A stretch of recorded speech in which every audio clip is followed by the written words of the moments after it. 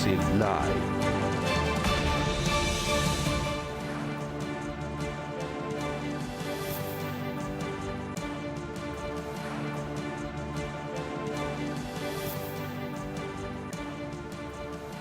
नमस्कार, सीएनबीसी आवाज मोतीलाल ओसवाल स्टूडियोज में आप सभी का स्वागत है।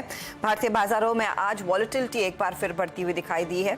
एक ऐसा समय था जब सुबह में हमें लगा कि 19,800 के आसपास टिकेगा मार्केट, लेकिन ऊपरी लेवल से अगर आप देखिए अब फिर से 100 पॉइंट नीचे आ चुका है और निफ्टी बैंक में 350 पॉइंट तक की तेजी बस 130 पॉइंट तक ही रह गई है। तो क्या होगी आपकी क्लोजिंग स्ट्रैटेजी इस फ्राइडे को, उस पर करेंगे बातचीत, लेकिन पहले हेडलाइंस। वीकेंड से पहले बाजार में तेज उतार चढ़ाव। निफ्टी 19,700 के नीचे फिसला। HDFC bank, ICICI bank, Reliance और आईटीसी जैसे दिग्गजों ने बनाया दबाव। बैंक निफ्टी भी ऊपरी स्तरों से 300 पॉइंट फिसला। अगले साल से भारत के ग्लोबल बॉन्ड इंडेक्स में शामिल होने से सरकारी बैंकों में आज दिखा जोश। जीबीआई ईएम सीरीज में 10% तक हो सकता है भारत का वेटेज।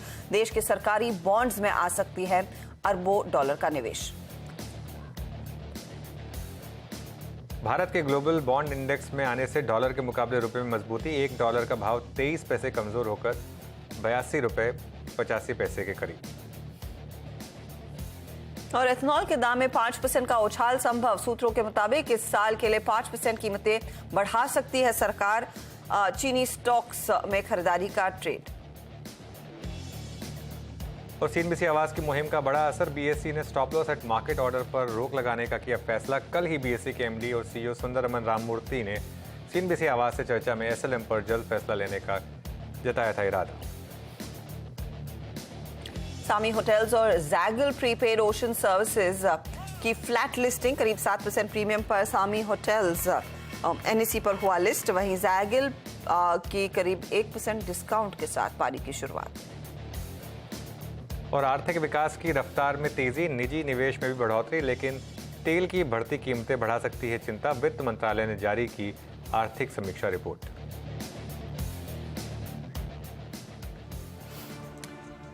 ओके, चलिए, गुड आफ्टरनून। और अगले 1.5 घंटे हर्षदा, वीरू और मैं रहेंगे आपके साथ। हफ्ते का आखिरी दिन और मार्केट में आज काफ़ी वॉलेटाइल कारोबार, लेकिन ये हफ्ता जो है ये काफ़ी ख़राब रहा। और ट्यूसडे से हमने ट्यूसडे को छुट्टी थी, खैर उसके बाद से हमने एक चेंजेस देखे मार्केट में और काफ़ी ख़राब वीक। इनफैक्ट मैं तो ये कहूँगा कि ये वाला जो हफ्ता था इसको एक माना जाएगा। ऑब्वियसली इसका हमको कंफर्मेशन मिलेगा और 1 महीने बाद शायद, लेकिन एक ट्रेंड चेंजिंग वीक के रूप में इसको जाना जाएगा। जी हाँ, जिसने एक मार्केट का ट्रेंड चेंज किया।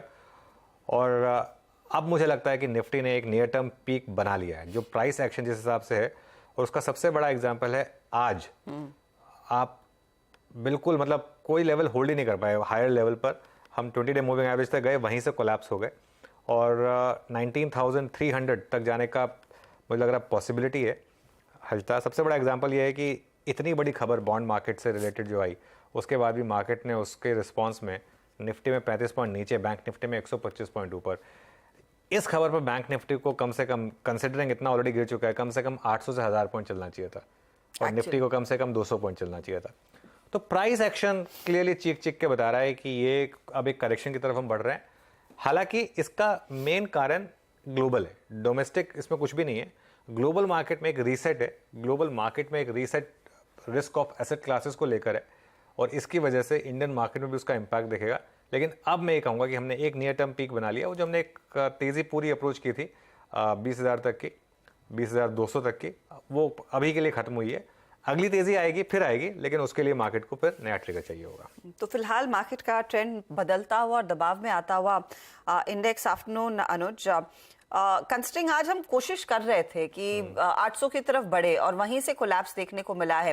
फिर आज की क्लोजिंग के लिए क्या स्तर इंपॉर्टेंट रहेगा? आज के लो के ऊपर टिकना ज्यादा अहम है आज के लिए क्या, अगर ट्रेंड थोड़ा सा संभलता हुआ दिखाई देना है तो? देखिए क्या हुआ, आज सुबह सुबह हम 19,792 पर गए और वहां से कोलैप्स हो गए। वो था first test of 20 day moving average, 20 day exponential moving average. फिर लोअर लेवल पर मार्केट ने डिफेंस लिया, दोबारा एक रैली आई, वो रैली क्रूशियल थी। सेकेंड टेस्ट हुआ 20 डे एक्सपोनेंशियल मूविंग एवरेज का, फिर वहीं से कोलैप्स कर गए। तो इंट्राडे में आज मार्केट ने एक डबल टॉप बनाया हर्षता। आज का लो है 19,664।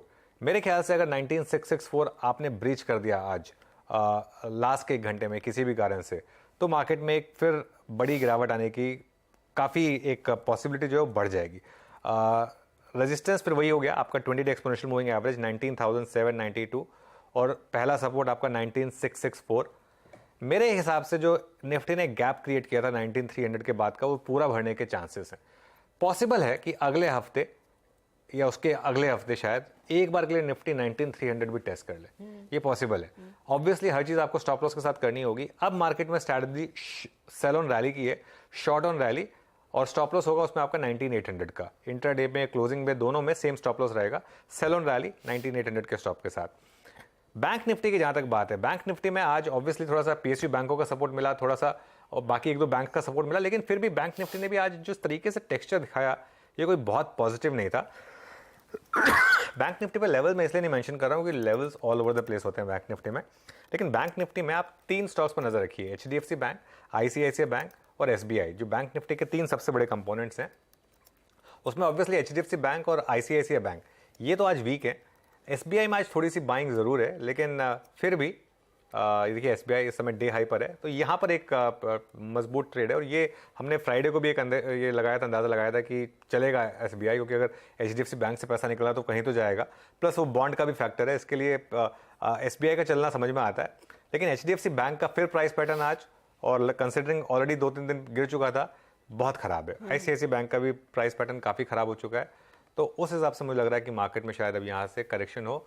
एक और चीज़, एक बार जब आप TCS का चार्ट लेकर आइए इंट्राडे में, एक पॉकेट जहाँ पर अब स्ट्रेंथ है, हालांकि न्यूज़ वाइज अगर आप देखें, प्योर न्यूज़ वाइज तो ये राइजिंग बॉन्ड यील्ड नेगेटिव है, लेकिन इकलौता स्टॉक जो यहाँ पर इंडेक्स में स्ट्रेंथ दिखा रहा है बड़े स्टॉक्स में, वो TCS है, और इकलौता सेक्टर जो रिलेटिव स्ट्रेंथ दिखा रहा है वो निफ्टी IT है।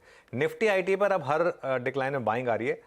ये देखिए, ये ऑलमोस्ट सेम चार्ट है, कल भी हमने ऐसे ही चार्ट देखा था, सुबह गिरा था, फिर शाम को बाइंग आई थी, अब भी वही है। तो अगर मार्केट को अब कोई बचाएगा यहाँ से तो वो IT है, लेकिन बाकी स्टॉक्स में काफ़ी वीकनेस है। ओके, तो टेक्नोलॉजी के सहारे होपफुली मार्केट कुछ संभल जाए, लेकिन मूड माहौल पूरी तरह से बदलता हुआ, बिगड़ता हुआ। वीरू, आफ्टरनून, आपके रेडार पर क्या है? अच्छा, गुड आफ्टरनून अनुज, गुड आफ्टरनून। देखिए, जहाँ पे स्ट्रेंथ है वहाँ एक्सट्रीम स्ट्रेंथ है, नो डाउट। आज का सबसे महत्वपूर्ण फैक्टर, और आई थिंक जो पॉजिटिव था वो PSU बैंक्स के लिए था। इसमें मैं थोड़ा देख के चौंका भी, और दैट्स कैनरा बैंक। हर्षता 384 अभी भी टिक बाय टिक चार्ट्स पे देखिएगा, ये डे हाई पर ट्रेड कर रहा है, 384 रुपये 30 पैसे। इसमें ऑप्शन एक्टिविटी और जिस प्रकार की पुट राइटिंग लोअर लेवल्स पे हुई है, स्पेशली इस आखिरी हफ्ते में शायद थोड़ा सा ये और एग्रेसिव हो जाए, इस डेटा को देखकर ये गुंजाइश नजर आ रही है। आप ओपन इंटरेस्ट एडिशन देखिए Harshita, closer to expiry, I mean 83 lakh शेयरों का बिल्डअप हुआ है यहाँ पे, 9.5%। Huge OI buildup Canara bank. इस पर नजर रखेंगे इस क्लोजिंग में, कोई इंपैक्ट नहीं, इंडेक्स कहाँ जा रहा है कहाँ नहीं जा रहा है, बहुत स्ट्रॉन्ग डेटा। उसके बाद मारुति लेके आऊंगा मैं आज, हालांकि बहुत स्ट्रॉन्ग हाउस व्यूज थे इस पे, इसका चलना सुबह से ही तय हो गया था, बट ये भी एक टिपिकल फ्लैग पे फ्लोट कर रहा है हर्षता, और करीब करीब 10,563 पे ये अपने करियर के बेस्ट क्लोज की तरफ बढ़ रहा है। ऑप्शन एक्टिविटी यहाँ बढ़िया है। आप ओपन इंटरेस्ट एडिशन देखिए, लगभग 3% का। तो जहां तक स्ट्रेंथ का सवाल है, ये 3 स्टॉक्स मेरे को नजर आ रहे हैं। इनफैक्ट एक और काउंटर है जिसको मैं मान के चल रहा हूँ कि स्ट्रेंथ दिखा रहा है, दैट्स ग्रेनुअल्स फार्मा स्पेस। यहाँ पे स्ट्रेंथ और 335 के जोन में ये भी एग्जैक्टली एक फ्लैग पर ब्रेकआउट देने की गुंजाइश तलाश रहा है। तो मैं 3 स्टॉक्स को मार्क कर रहा हूँ क्लोजिंग में, जहां लॉन्ग साइड पे मैं एम्फेसाइज करूंगा, स्पेशली मारुति और ग्रेनुअल्स। 335 पे स्क्रीन पे है अभी करीब करीब 2:09 पे। एक स्टॉक जो कि सुबह मैंने मार्क भी किया था कि जो कि टेक्निकली काफी वीक पड़ रहा है और एक ब्रेकडाउन का केस बन रहा है, दैट वाज डॉक्टर रेड्डीज। एक बार स्क्रीन पे लेके आइएगा। सुबह इस पे एक शॉर्ट ट्रेड भी लिया था मैंने, मानस के साथ बात भी की थी, और उस वक्त प्राइस था करीब करीब 5590 रुपए का। अब 5518 पे है, डे लो पर है। ब्रीच किया इसने पूरे सितंबर लोस को, स्विंग लोस को, और साथ ही साथ आज इसने जून 2023 के बाद फर्स्ट टाइम अपने 50 डे एक्सपोनेंशियल एवरेज को तोड़ा। यानी फार्मा में जहां एक्सट्रीम वीकनेस है, ब्रेकडाउन है, उसमें ये एक स्टॉक शामिल है। डॉक्टर रेड्डीज काफी शॉर्टिंग भी हुई है। और एक स्टॉक और कैपिटल गुड स्पेस में जहां पे काफी सप्लाई आ रही है, वह ABB। क्लोजिंग में इसको भी थोड़ा सा मैं देखूंगा। 4191 ये लेवल क्रिटिकल है। आज का एक महत्वपूर्ण लेवल है वो करीब करीब 4170 का, और 4170 वॉलेट होता है तो 7 फरवरी 2023 के बाद पहली बार ये स्टॉक अपना 100 डे एक्सपोनेंशियल मूविंग एवरेज तोड़ेगा। लेकिन वीकनेस है, डेटा काफी खराब, काफी शॉर्टिंग है स्टॉक में। तो ये 5 स्टॉक्स आज था, 3 स्ट्रेंथ 2 वीकनेस वाले स्टॉक्स में मार्क कर रहा है इस वक्त। चलिए, तो ये फिलहाल वीरू ने कुछ आपके लिए हाईलाइट किए स्टॉक्स, लेकिन इस समय बाजार की जो तस्वीर है वो क्लियरली कोशिश कर रहे हैं कि 19700 के ऊपर किसी ना किसी तरीके से टिके रहे। अब कौन से स्टॉक्स दबाव डाल रहे हैं इस लेवल के आसपास, वो आपकी स्क्रीन पर लेकर आते हैं। आज देखिएगा विप्रो में ऑफ कोर्स जो हमने आपको सुबह में भी बताया था कि कंपनी के सीएफओ जो 21 साल से कंपनी के साथ थे, जतिन दलाल, उन्होंने इस्तीफा दिया तो उसका एक इम्पैक्ट आया, 2.5% का नुकसान। पावर ग्रिड में आज हम देख रहे हैं मुनाफा वसूली, और सिप्ला जैसे काउंटर्स भी है जहां पर 1.5% तक का दबाव बनता दिखाई दे रहा है। आज रुपये की जो मजबूती है वो दरअसल डिफेंसिव काउंटर्स पर कुछ भारी पड़ती हुई दिखाई दे सकती है, और सीमेंट कंपनियों में भी हम देख रहे हैं हल्का सा प्राइस करेक्शन आता हुआ दिखाई दिया है, क्योंकि एक और जो प्राइस हाइक आने वाला था वो अगले महीने के लिए दरअसल टल गया है। ग्लेनमार्क फार्मा साफ तौर से सेल ऑन न्यूज वाली स्थिति यहां पर आती हुई 3.5% तक का नुकसान। Info Edge, Zydus life, Alkem lab ये दूसरे काउंटर्स हैं जहां पर बिकवाली देखने को मिली है। तेजी की तरफ क्या है, इंडसइंड बैंक 3-3.5% की तेजी बन रही है। स्टेट बैंक ऑफ इंडिया में 2% का इजाफा। दूसरी तरफ बैंक ऑफ बड़ौदा जैसा काउंटर, आरबीएल बैंक जैसे काउंटर्स। तो आज अगर बाजार में तेजी आई है वो बैंकों के बिहाफ पे ही आती दिखाई दी है, भले ही एचडीएफसी और आईसीआईसीआई बैंक आज डे हाई से कुछ हल्के होते दिखाई दिए हों। तो ये फिलहाल इस समय का थीम मार्केट में जो पूरे दिन बनी है, और ऑफ कोर्स इसके अलावा मारुति जैसे ट्रेड्स भी हैं, एमएनएम जैसे ट्रेड्स भी हैं जो बैठे हैं तेजी की तरफ। चलिए, अब हमारे साथ हमारे जानकारों को जोड़ना शुरू करते हैं। फंडामेंटल्स पर आईसीआईसीआई सिक्योरिटीज के पंकज पांडे से बात करेंगे। टेक्निकल कॉल्स के लिए प्रकाश गाबा, मानस जायसवाल, राजेश सातपुते, रुचित जैन और समित चौहान हमारे साथ होंगे। 220 पर एचडीएफसी सिक्योरिटीज के रिसर्च हेड दीपक जसानी हमारे साथ जुड़ने वाले हैं। उनसे डिटेल में बातचीत यही होगी कि ग्लोबल बॉन्ड इंडेक्स में भारत की एंट्री का क्या असर पड़ता दिखाई देगा, बैंक्स की जो रैली है उसमें मार्केट क्या फिलहाल ढूंढ रहा है और आगे फायदा देखने को मिल सकता है। 2:30 बजे लक्ष्मण रॉय को जोड़ेंगे। इकोनॉमिक रिव्यू की रिपोर्ट में क्या खास निकल कर आ रहा है उस पर होगी बातचीत। 2:35 पर यतन आपको बताएंगे मारुति में क्या एक्शन बनता दिखाई दिया है, और तो 40 पर लेकर आएंगे आपके लिए 4 का चौका। सस्ता ऑप्शन मानस जायसवाल देंगे। राजेश सातपुते आपको बताएंगे एफनो सुपरस्टार। रुचित जैन बताएंगे आपको चार्ट का चमत्कार वाला ट्रेड, और पंकज पांडे से लेंगे हम मिड कैप फंडा। 250 पर आज मार्केट बिग वॉइस में हमारे साथ जुड़ेंगे एएसके इन्वेस्टमेंट मैनेजर्स के deputy chief investment officer Sumit Jain. फिर 3 बजे के आसपास जायजा डीलिंग रूम के एक्शन का, बीटीएसटी ट्रेड्स या एसटीबीटी ट्रेड्स, और ऑफ कोर्स क्लोजिंग की तरफ बढ़ेंगे। ओके, चलिए फिर एक बार जरा अपने पैनल को स्क्रीन पर लेकर आते हैं, और आप सभी को गुड आफ्टरनून। काबा सर बताइए क्या ट्रेड होगी इस समय की? Good afternoon to you. Well, आज जो ट्रेड होगी वो मारुति है। मारुति में तेजी है, हायर जोन पर ट्रेड कर रहा है 10,554 पर। मेरे ख्याल से अगर 10,500 का स्टॉप अगर चले, पॉसिबल है कि आते दिनों में हम देखेंगे करीब 10,700 जोन्स। अच्छा मूव है, यहाँ पर तेजी भी है, सेफ बेट मारुति। ओके, तो मारुति एक सेफ बेट, और आज सिटी की जो रिपोर्ट आई है उसके बाद भी थोड़ी सी तेजी बनती हुई। मानस, आफ्टरनून, आपका ट्रेड? गुड आफ्टरनून हर्षिता जी। तो देखिए, बिकवाली करने का ट्रेड होगा। एस्ट्रल भी बिकवाली करनी है। एस्ट्रल में अगर आप देखेंगे तो करीब 10 दिनों से हम कंसोलिडेशन देख रहे थे, और ये कंसोलिडेशन 20 डे मूविंग एवरेज के नीचे हो रहा था। आज फाइनली स्टॉक ने एक फ्रेश ब्रेकडाउन दिया है, जहां पर स्टॉक ने 1870 का एक बहुत ही अहम सपोर्ट ब्रीच किया है। स्टॉक अपने 100 डे मूविंग एवरेज के आसपास ट्रेड कर रहा है। पैटर्न नेगेटिव है, इसलिए मैं उम्मीद कर रहा हूँ कि शायद 100 डे मूविंग एवरेज ब्रीच हो जाएंगे। इसलिए एस्ट्रल के फ्यूचर में बिकवाली करने का ट्रेड लेना चाहिए। 1845 के भाव चल रहे हैं। 1861 के स्टॉप लॉस से आप यहाँ पर बिकवाली कर सकते हैं, और 1815 के टारगेट्स पॉसिबल है एस्ट्रल के फ्यूचर्स में। ऑप्शन में भी आप ट्रेड ले सकते हैं। 1840 वाला पुट ऑप्शन लिया जा सकता है। 18-19 रुपए के आसपास ट्रेड हो रहा है, वहां पर आप खरीदारी करिए। 13 रुपए का स्टॉप लॉस लगाइए और 32 रुपए की टारगेट सेट करिए। एस्ट्रल में डिस्ट्रीब्यूशन काफ़ी समय से है। इनफैक्ट मुझे याद है अच्छी तरीके से, अगस्त 24 पे उसने एक हाई लगाया था 2050 का। उसके बाद अब करीब 1851, वहाँ से करीब 200 रुपये ट्रेस हो चुका है।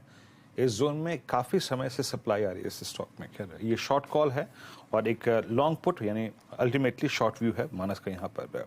राजेश सतपुते जी, आपका ट्रेड क्या होगा? Good afternoon Viren, good afternoon everyone. Viren देखिए शॉर्ट कॉल ही होगा। एस्ट्रल पहला टॉपिक था to be very frank with you, क्योंकि वहाँ पे एक अच्छी सेलिंग अपॉर्चुनिटी मिल रही थी। लेकिन एस्ट्रल के बाद अगर कोई सेल करने के लिए जो कैंडिडेट मुझे लगता है वो है श्रीराम फाइनेंस। अगर आप इसका स्ट्रक्चर देखें तो स्ट्रक्चर मुझे लगता है कि यहाँ पे लिक्विडेशन वाला स्ट्रक्चर है, डाइवर्जेंस आ रहा है, जिसका टारगेट अगर आप देखें तो 1850 का होगा। 1900 के नीचे 1895 चल रहा है, तो 1900 के नीचे हमें बेचना है।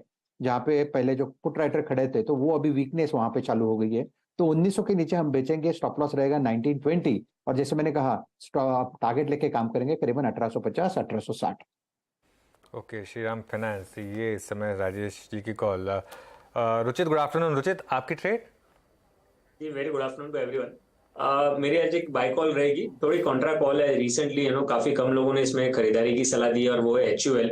सो प्राइमरली अगर आप थोड़े पोजिशनल चार्ट्स देखेंगे तो वीकली 100 डेमा पे, वीकली 100 एक्सपोनेंशियल मूविंग एवरेज पे ये स्टॉक ने सपोर्ट लिया है और डेली चार्ट पे एक फॉलिंग वेज का पैटर्न बना है। यूजुअली जो फॉलिंग वेज का पैटर्न होता है वो हमेशा करेक्शन के एंड फेज में रहता है। और ऑप्शंस की पोजीशंस भी अगर हम देखें तो आज 2500 के कॉल राइटर्स ने अपनी पोजीशंस अनवाइंड की है। तो जस्ट एक्सपायरी के पहले कॉल राइटर्स की पोजीशंस अनवाइंड होना यानी ये एक पॉजिटिव साइन है। यहाँ पे HUL में करंट लेवल्स पे खरीदारी की सलाह रहेगी 2455 के स्टॉप लॉस से 2550 के टारगेट्स के लिए। फिलहाल आपके लिए एक बाय साइड का ट्रेड HUL में आता हुआ पंकज पांडे हमारे साथ जुड़ गए ICICI सिक्योरिटीज के। Pankaj, good afternoon. बताइए आपकी क्या ट्रेड रहेगी इस समय? हाय, गुड आफ्टरनून हर्षदा। तो आई थिंक जो मार्केट में 2% का ओवरऑल हमने करेक्शन देखा है, ग्लोबल मार्केट्स में भी करीब सिमिलर करेक्शन है। आई थिंक ये करीब 1000 पॉइंट के रैली के बाद में आ रहा है। तो ओवरऑल हमें लगता है कि इवन नेक्स्ट वीक मार्केट थोड़ा कंसोलिडेट करेगा। Broader range could be 19,500 to से 20,000। बट हमें लगता है कि दिवाली तक मार्केट नए हाई पे होगा। I think what we are liking as of now is I think from a festive perspective तो ऑटोज उसमें क्लियरली आते हैं। इसमें मारुति एंड टाटा मोटर्स निकल के आते हैं। ऑटो एंसिलरी में what we are liking is something like Exide Industries. Then I think banking and financial services में स्पेशली PSU बैंक्स या Tier 2 even private sector banks भी हमें अच्छे लगते हैं। आई थिंक बॉन्ड इंडेक्स में इंक्लूजन काफी पॉजिटिव है for banking as overall and most of your PSU banks are trading below book. अच्छे टाइम में एक्चुअली इनका वैल्यूएशन और भी काफी अच्छा हो सकता है। तो that way I think PSU banks में हमें अभी भी लगता है कि थोड़ा जूस है। देन आई थिंक इंफ्रा एक अनदर स्पेस है जो कि ओवरऑल हमें लगता है कि आपका ऑर्डरिंग टेंडरिंग एक्टिविटी काफी अच्छी रहने वाली है। तो आई थिंक चाहे वो रोड ओरिएंटेड कंपनीज हो या इन जनरल आपके बड़े इंफ्रास्ट्रक्चर प्लेयर हो, आई थिंक सारे हमें उस हिसाब से ठीक लगते हैं। एंड आई थिंक मेटल थोड़ा अभी भी डाइसी लगता है। And I think IT also is still dicey given that US का outlook is still quite hazy in terms of economic trajectory. Pankaj, good afternoon. Since आपने रेफर किया, मैं इस पर स्पेसिफिकली आपसे सवाल पूछना चाह रहा था। जो बॉन्ड इंडेक्स इंक्लूजन है, PSU बैंकों की आपने बात की। PSU बैंकों में ऑलरेडी एक बड़ी रैली हम देख चुके हैं। यहाँ से कहाँ पर ज़्यादा कंफर्ट होगा? SBI, BOB और कैनरा बैंक जैसे लार्ज प्लेयर्स में, या फिर जो स्लाइटली सेकेंड टियर बैंक्स हैं उनमें? तो देखिए अनुज, 2-3 बड़े बेनिफिट है। एक हम देखते हैं तो ठीक है, लिक्विडिटी इन्फ्लोस तो ऑब्वियसली आएगा, बट काफी चांसेस जो निकल के आते हैं कि जो SLR में इनको 18% बैंक्स को रखना पड़ता है, वो हमें लगता है कि आगे जाके इस पे एक रिलैक्सेशन आ सकता है। तो PSU बैंक्स को एक कैपेसिटी मिल जाएगी to lend to retail side या कॉर्पोरेट साइड, जहाँ पे एटलीस्ट यील्ड्स बेटर रहती है। तो एक स्ट्रक्चरल पॉजिटिव हो जाता है। एक दूसरा ये हो सकता है कि आपका ट्रेजरी गेन निकल के आ सकता है। आई थिंक जो हम स्पेस पसंद कर रहे हैं ऑब्वियसली उसमें एक SBI है, क्योंकि वन टाइम बुक पे है। यहाँ पे हमारा टारगेट 725 का है। बैंक ऑफ इंडिया है, वो भी हमें अच्छा लगता है बिकॉज 0.7-0.8 टाइम बुक पे है। So that way I think ये भी एक बैंक है जो कि ये बिल्कुल अच्छा कर सकता है even from current levels. Then जैसे मैंने बताया कि Tier 2 बैंक्स हैं, बिकॉज ओवरऑल हमें लगता है कि कोई भी बैंक अगर डबल डिजिट ROEs वगैरह डिलीवर कर पाएगा, ROEs वगैरह ठीक ठाक मेंटेन कर पाएगा, तो वन टाइम बुक ट्रेड कर सकता है। तो जैसे एक साउथ इंडियन बैंक है, करीब 0.7 टाइम बुक पे है, या फिर कर्नाटका बैंक है 0.8 टाइम बुक पे है। तो आई थिंक ये सारे जो बैंक्स हैं वो ओवरऑल अच्छे लगते हैं। आई थिंक बड़े बैंक्स नहीं चलेंगे बिकॉज अभी भी आपके एफआई जो इनफ्लोज हैं वो थोड़े सॉफ्ट हैं। सो जब तक ये सॉफ्टनेस रहने वाली because of global cues, I think क्योंकि लिक्विडिटी पुश बड़े बैंक्स को थोड़ा ज्यादा चाहिए होता है, तो आई थिंक बड़े बैंक शायद अभी नहीं चलेंगे। बट आपके जो टियर 2 बैंक्स हैं आई थिंक वो काफी बेहतर कर सकते हैं along with even bigger names in the PSU bank space. Okay, tier 2 बैंकों पे नजर है पंकज जी की, वहां पे ज्यादा शार्प स्विंग की पॉसिबिलिटी है। 2:09 पे एग्जैक्टली मैं जिस स्टॉक की कमेंट्री कर रहा था, एबीबी ऑन शॉर्ट साइड, जरा एक बार टिक बाय टिक चार्ट लेके आइएगा। प्राइस था स्क्रीन पे उस वक्त 4192 रुपए, 4192। अभी क्रैक होके ये देखिए सेकंड ट्रांच में अब आ चुका है डील ऊपर 4168। मानस इंट्राडे एक और ब्रेकडाउन है, और अब ये ब्रेकडाउन थोड़ा सा खराब इसलिए हो रहा है क्योंकि अब फाइनली 100 डे में सरेंडर हो गया। मानस शॉर्टिंग का व्यू फ्रेश, कोई लॉन्ग पुट, मेरे ख्याल से पुट्स में इसकी तरलता नहीं है, माइट भी हो भी सकती है, मैंने चेक नहीं किया क्योंकि हम एक्सपायरी के बेहद नजदीक हैं। अब 4168 के बाद नीचे का प्रोजेक्शन क्या है आपका? अगर हम एबीबी की बात करें तो एबीबी में एक फ्रेश ब्रेकडाउन देखने को मिला है। स्टॉक अपने 100 डे मूविंग एवरेज के आसपास ट्रेड कर रहा है, और बिल्कुल पैटर्न को देख के लग रहा है कि 100 डे मूविंग एवरेज को ब्रेक करके 4000 की तरफ जाने की कोशिश करेगा। और आपने बिल्कुल सही कहा कि ऑप्शन में बहुत ज्यादा लिक्विडिटी नहीं है, तो आई थिंक आप फ्यूचर में एक ट्रेड ले सकते हैं, एक शॉर्ट ट्रेड लीजिए एबीबी में। जो फ्यूचर के प्राइस हैं वो 2180 के आसपास चल रहे हैं, तो यहाँ पर आपको बिकवाली करने का ट्रेड लेना है। स्टॉप लॉसेस 4240 के रखने हैं, तो 60 रुपए का रिस्क है, लेकिन नीचे की तरफ करीब करीब 4050 और उसके नीचे 4000 तक के टारगेट देखने को मिल सकते हैं एबीबी के फ्यूचर्स में। ओके, एबीबी के फ्यूचर्स यहाँ पर थोड़ी सी सेलिंग आ रही है। अब एक काम करते हैं, बात करते हैं जेपी मॉर्गन का जो सुबह सुबह डिसीजन आया उस पर। भारत के लिए एक बड़ा फैसला लिया गया। जेपी मॉर्गन ने ग्लोबल बॉन्ड इंडेक्स में भारत को शामिल कर लिया है। इस खबर के बाद सरकारी बैंक फुल जोश में है। जेपी मॉर्गन के इस कदम का किन बैंकों को होगा फायदा, ये बताने के लिए हमारे साथ एचडीएफसी सिक्योरिटीज़ के रिटेल रिसर्च हेड दीपक जसानी जुड़ गए हैं। Deepak ji, good afternoon. तो पहला सवाल ऑब्वियसली पीएसयू बैंकों को कितना फायदा होगा आपके हिसाब से? कितनी ये बॉन्ड मार्केट की रैली कंटिन्यू करेगी और उसका कितना फायदा आपके हिसाब से लिस्टेड पीएसयू बैंक यूनिवर्स को मिलेगा? Good afternoon, thanks for having me. आज जैसे हमने सुबह देखा 10 ईयर जीसेक यील्ड थोड़े से नीचे खुले थे, लेकिन अभी वापस इंच अप हो रहे हैं। सो डे ऑन डे यील्ड्स ज्यादा गिरे नहीं है। सो ये जो पॉजिटिव अनाउंसमेंट है उसका इमीडिएट असर कुछ खास रहा नहीं है। आगे जाके जैसे ये जून 24 से इम्प्लीमेंट होने वाला है, तो maybe closer to that, I think फरवरी मार्च 24 के बाद शायद इसका इफेक्ट हमें ज्यादा देखने मिलेगा। फॉर द टाइम बीइंग हमें जिस चीज का बड़ी बेसब्री से इंतजार था वो आ चुका है। दूसरी दो इंडेक्स प्रोवाइडर्स को अभी भी इंक्लूड करना बाकी है, ब्लूमबर्ग और फुटसी रुसेल। अगर ये भी हो जाता है तो और अच्छी बात है। नाउ पीएसयू बैंक्स जनरली जरूरत से ज्यादा जीसेक्स होल्ड करते हैं, तो between private and PSU I think PSU को थोड़ा सा ज्यादा फायदा हो सकता है। लेकिन जो held to the maturity profile कहिए तो दोनों में ज्यादा फर्क नहीं है, क्योंकि हर एक ट्रेजरी एक दूसरे को ज्यादातर के मिरर करती है। सो ब्रॉडली पीएसयू बैंक को थोड़ा सा ज्यादा इंक्रीमेंटल फायदा हो सकता है इसके कारण, जब भी यील्ड्स सस्टेनेबली गिरेंगे तब। दीपक जी, इनफैक्ट सुबह से यही चर्चा हो रही है कि सरकारी बैंक, क्योंकि उनका बड़ा बॉन्ड पोर्टफोलियो होल्डिंग होती है, उनको ज्यादा फायदा मिलेगा, एंड एसबीआई के हाथ सबसे ज्यादा शायद वो फायदा आता हुआ दिखाई देगा। आपकी back of the envelope calculation क्या कहती है कि SBI he in the long run सबसे बड़ा गेनर रहेगा, या फिर एक ब्लैंकेट कॉल सरकारी बैंकों में लिया जा सकता है? आई थिंक ये एक ही ट्रिगर है। बैंक्स के लिए काफी ट्रिगर आते रहते हैं, सो एक ही ट्रिगर के बेसिस पे पर्टिकुलर एक बैंक को चूज करना या रिजेक्ट करना सही नहीं रहेगा। मेरे ख्याल से हमारे कल तक हमको जो भी पीएसयू बैंक्स पसंद थे वही बैंक्स हमें आगे जाके भी पसंद रहेंगे। ये आज का अनाउंसमेंट से हमारा बहुत ज्यादा चेंज इन व्यू नहीं आएगा. So for example large banks में हमें बैंक ऑफ बड़ौदा और स्टेट बैंक जैसे आपने बताया अच्छे लगते हैं. Of course you have to time the entry, but broadly they look good. Okay Deepak ji, अभी जैसे मोटे तौर पे आपने अपनी choice of stocks within the PSU banks describe करी. मैं थोड़ा सा इस स्टॉक से बाहर निकल के और कुछ इम्पैक्ट समझना चाहता हूँ. इस खबर का और इस डेवलपमेंट का इम्पैक्ट आप सर मीडियम टर्म पर्सपेक्टिव में, not exactly long term perspective से, मीडियम टर्म पर्सपेक्टिव से मैं फॉरेक्स मार्केट में रुपए की स्थिति पर क्या देखते हैं आप? सो लॉजिकली अगर फॉरेन इन्फ्लोज आते हैं डेट मार्केट में तो रुपी स्ट्रेंथन होना चाहिए.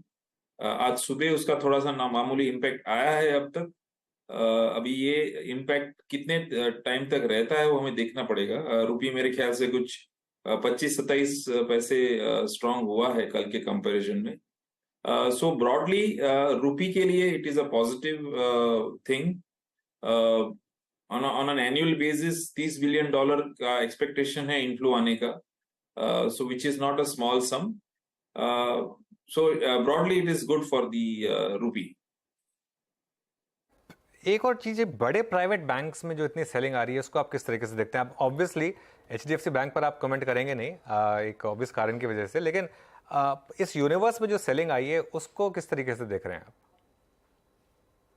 So इसमें दो तीन चीजें हैं. एक तो most investors are overweight on banking stocks and with in banking stock they are overweight on private banks. Now private banks के लिए जो खुला मैदान छोड़ा हुआ था 1-2 साल पहले तक, वो अभी थोड़ा PSU and small finance banks are sort of occupying that space. Credit growth अभी भी अच्छा चल रहा है. निम्स पे थोड़ा प्रेशर होने की उम्मीद है. एसेट क्वालिटी शायद बॉटम आउट हो गई है, यहाँ से आगे जाके थोड़ी खराबी हो सकती है. सो इन दैट सेंस जो प्रीमियम वैल्यूएशन कई प्राइवेट बैंक्स को मिल रहा था, वो शायद अभी मेरे ख्याल से टाइम करेक्शन मोड में चला जाएगा. So may be now we will start discounting FY26 और FY27 ABVs for banks. PSU bank में अभी भी थोड़ा ऊपर जाने का स्कोप है. So there may be a shift from private to PSU. Tactical shift कई लोग करते होंगे. ओके, तो कुछ टैक्टिकल शिफ्ट होता हुआ दिखाई दे सकता है private to PSU.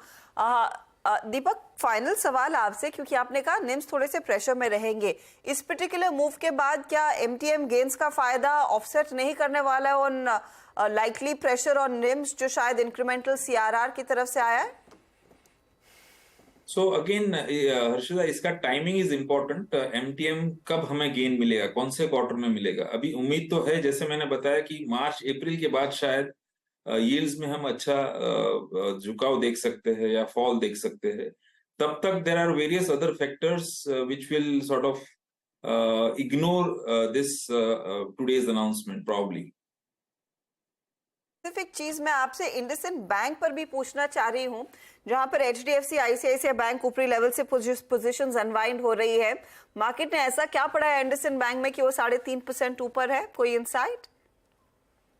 No, I have no insight as of now today. That's okay, क्योंकि थोड़ा सा इंट्रीगिंग लगा कि बाकी PSU बैंकों, सरकारी या प्राइवेट बैंकों में ऊपरी लेवल से मुनाफा वसूली आई, लेकिन ये एकदम तेजी में है. बहुत बहुत शुक्रिया दीपक हमारे लिए समय निकालने के लिए. दीपक जसानी इनफैक्ट हमारे लिए एनालाइज कर रहे थे कि बैंकों पर क्या इम्पैक्ट आएगा. लार्जली उनका मानना है कि आप इसे लॉन्गर टर्म पर्सपेक्टिव से रखेंगे तो फायदे की बात है, इमीडिएट नी जर्क रिएक्शन इतना नहीं देखने को मिलेगा. इसमें एक चीज़ है हर्षिता, मैं एक चीज़ उसमें जोड़ रहा हूँ. PSU बैंकों में मैं कल भी देख रहा था, बहुत लोगों ने ये किया कि कल PSU बैंक इंडेक्स गिर गया था फॉर एग्जांपल. जो मल्टी ईयर ब्रेकआउट्स होते हैं वो इतनी आसानी से ख़त्म नहीं होते. तो ये जो स्पेस है ना, ये अब आपकी गो टू स्पेस है. यहाँ पे मुझे लग रहा है SBI में बस एक थोड़ा सा एक प्रेशर आ रहा है वो प्रीवियस ऑल टाइम हाई निकालने का.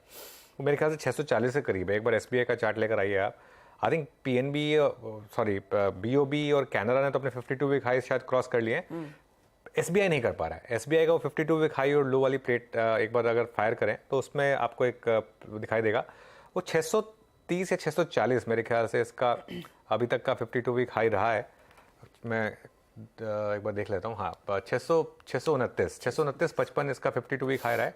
और ये बहुत पहले था, ये मतलब सीधा दिसंबर 2022। मतलब आप देखिए किस तरीके से ये स्टॉक जो है लिटरली उस इतना पुराना 52 वीक हाई को भी नहीं निकाल पा रहा है।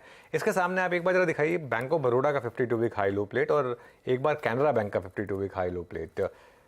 बैंक ऑफ बड़ौदा का 52 वीक हाई अभी है, करंट है 18/9/2023 का। कैनरा बैंक का भी आई थिंक 52 वीक हाई, शायद कैनरा बैंक ने तो आज ही 52 वीक हाई लगाया। जी हाँ, कैनरा बैंक का भी आज एक फ्रेश 52 वीक हाई है। तो बाकी सारे बड़े पीएसयू बैंकों में 52 वीक हाई का ब्रेकआउट है, एसबीआई में नहीं है। सिर्फ एसबीआई में जिस दिन वो 630 रुपये का मामला निकलेगा ना, और 30-40 रुपये की रैली अपने आप होगी। तो ये स्पेस ऐसी है जिसमें आपको शॉर्ट बिल्कुल नहीं करना है। ये मैं पूरी मार्केट भले ही वीक हो, मुझे लग रहा है ये वाला जो पॉकेट है ये यहाँ से अभी भी और स्ट्रेंथ दिखाएगा और शायद और रैली यहाँ पे तूल पकड़ेगी, स्पेशली एसबीआई में। तो काफी कॉन्फिडेंस दिख रहा है इन सरकारी बैंकों में। अच्छा, सरकारी बैंकों पर एक फटाफट कॉल ले लेते हैं। रुचित, टेक्निकली बताइए, 3 आपके पास ऑप्शन है, एसबीआई, बैंक ऑफ बड़ौदा और साथ ही साथ कैनरा। और कैनरा बीओबी तो वैसे भी 52 वीक हाइस पर ही ट्रेड कर रहे हैं। बेस्ट बेट क्या रहेगा अगर आपने एक शॉर्ट टर्म पर्सपेक्टिव सिर्फ चार्ट्स के आधार पर लेना है? रुचित, आप म्यूट पर है। हाँ, वैसे तो तीनों ही स्टॉक के चार्ट स्ट्रक्चर पॉजिटिव है, लेकिन अगर मुझे उनमें से चूज करना है तो मैं बैंक ऑफ बड़ौदा के साथ जाऊंगा रिलेटिवली, क्योंकि दूसरे स्टॉक्स एसबीआई से बेटर आउट परफॉर्मेंस हमने दोनों स्टॉक में देखे, कैनरा बैंक और बैंक ऑफ बड़ौदा में। सो रिस्क रिवॉर्ड पर्सपेक्टिव से बैंक ऑफ बड़ौदा में और तेजी ऊपर 227-228 तक शॉर्ट टर्म में कंटिन्यू रह सकती है, और 210 या 208 के नीचे के स्टॉप लॉस रखने चाहिए। तो बैंक ऑफ बड़ौदा 208 के स्टॉप लॉस से पॉजिटिव बाय से ट्रेड कर सकते हैं 228 के अराउंड के टारगेट्स के लिए। समित चौहान भी जुड़ गए हमारे साथ, उनसे भी कॉल ले लेते हैं। समित, गुड आफ्टरनून, क्या पिक्स होंगी आपकी? Good afternoon. देखिए, आईटी स्टॉक्स में थोड़ी हमें स्टेबिलिटी दिख रही है और इसमें थोड़े लार्जर नेम्स के साथ अभी जाना चाहेंगे, जिसमें टीसीएस ने एक अच्छा खासा कैचअप मूव रिसेंटली देखा है। तो हमें लगता है कि टीसीएस करंट लेवल पे अच्छा पॉइज्ड है। इसमें थोड़े आप एक पोजिशनल स्टॉप लॉस पकड़े तो 3530 के आसपास इसका स्टॉप लॉस होगा, और हमें लगता है कि जैसे ये पॉइज्ड है आने वाले कुछ दिनों में 3740 3780 के लेवल भी टीसीएस दिखा सकता है। तो आईटी स्टॉक्स में कहीं ना कहीं वापस एक ट्रैक्शन आते हुए दिख सकता है, और उसमें हम डेफिनेटली हेवीवेट स्टॉक्स पे ज्यादा फोकस करते हैं। ओके, अच्छा, एक बार बर्जर पेंट दिखाइए जरा मुझे। बर्जर पेंट का शेयर काफ़ी इंटरेस्टिंग प्राइस पैटर्न यहाँ पर 6% ऊपर, ये शायद एक्स बोनस गया है, तो इसकी वजह से यहाँ पर ये इम्पैक्ट, लेकिन 666 इसका फ्यूचर एक बार देखें जरा, बर्जर पेंट्स का सितंबर फ्यूचर। आई थिंक यहाँ पे कुछ एडजस्टमेंट का इशू है शायद। एक बार सितंबर फ्यूचर देखें इसका, काफ़ी इंटरेस्टिंग है ये, मुझे समझ में नहीं आ रहा है ऐसा क्यों होगा, क्योंकि फ्यूचर में वीरो कोई कारण इसका, कोई चीज़ मैंने मिस की हो, ये इसमें जो एक्स बोनस तो गया है, क्या इसके ट्रीटमेंट की वजह से हो रहा है ये?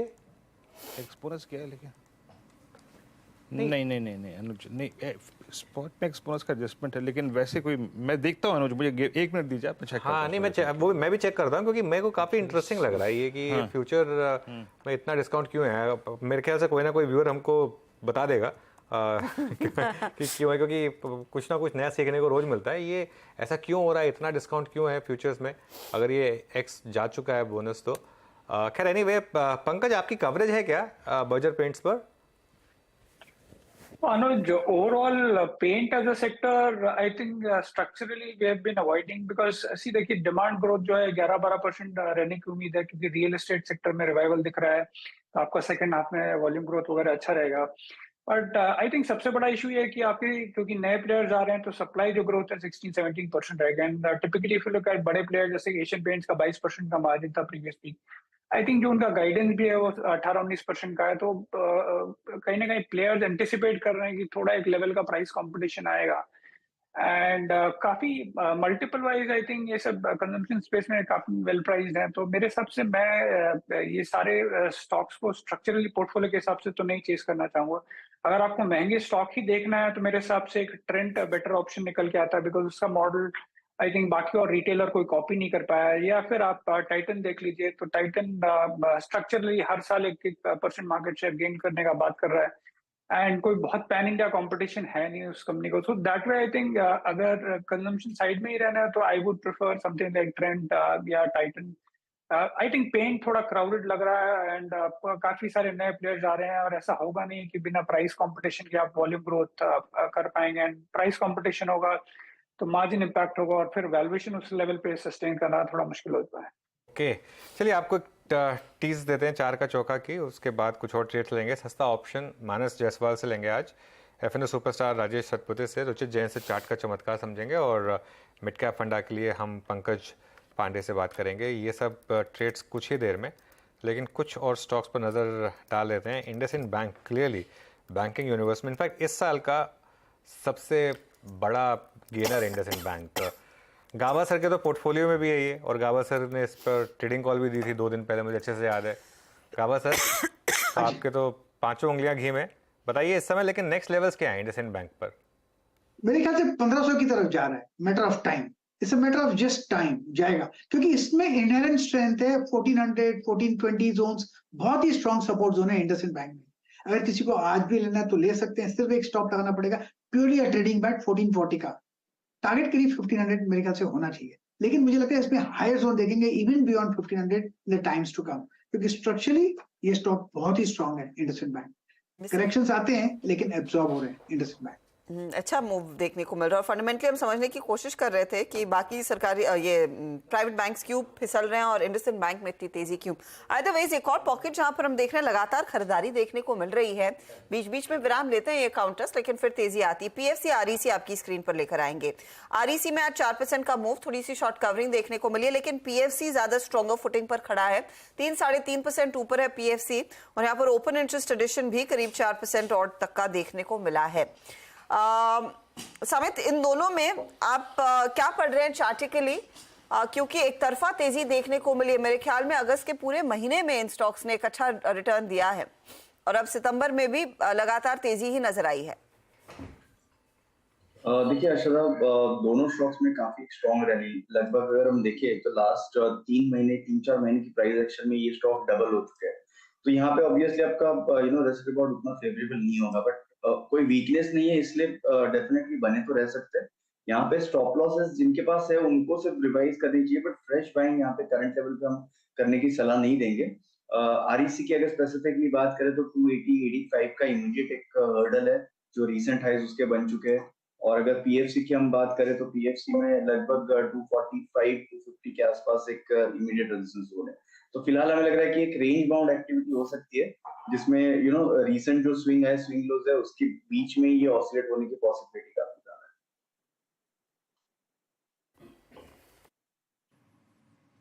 है।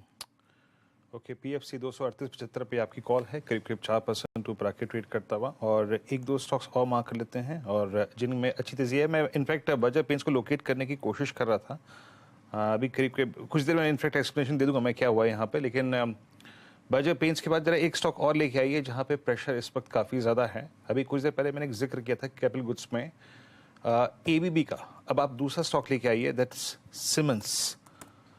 सिमंस लेके आइए। एबीबी अब डेलो पर है, सिमंस लेके आइए, यहाँ पर भी काफ़ी क्रिटिकल लेवल्स बीच हो रहे हैं। फ्यूचर्स को देखिए आप इस वक्त ट्रेड करते हुए डेलो पर, और स्पॉट जाके मार्क कर रहा है 3688, और आपकी स्क्रीन पे ये जो ओपन इंटरेस्ट पड़ा है ये शॉर्ट साइड पे 3.5% ऊपर, और मैं इसको इसलिए मार्क करके लाया इस वक्त कि अगर ये जोन भी टूटता है 3685 का, तो ये जुलाई के बाद 2022 के बाद फर्स्ट टाइम होगा जब सिमंस इन लेवल्स को वॉलेट कर रहा होगा।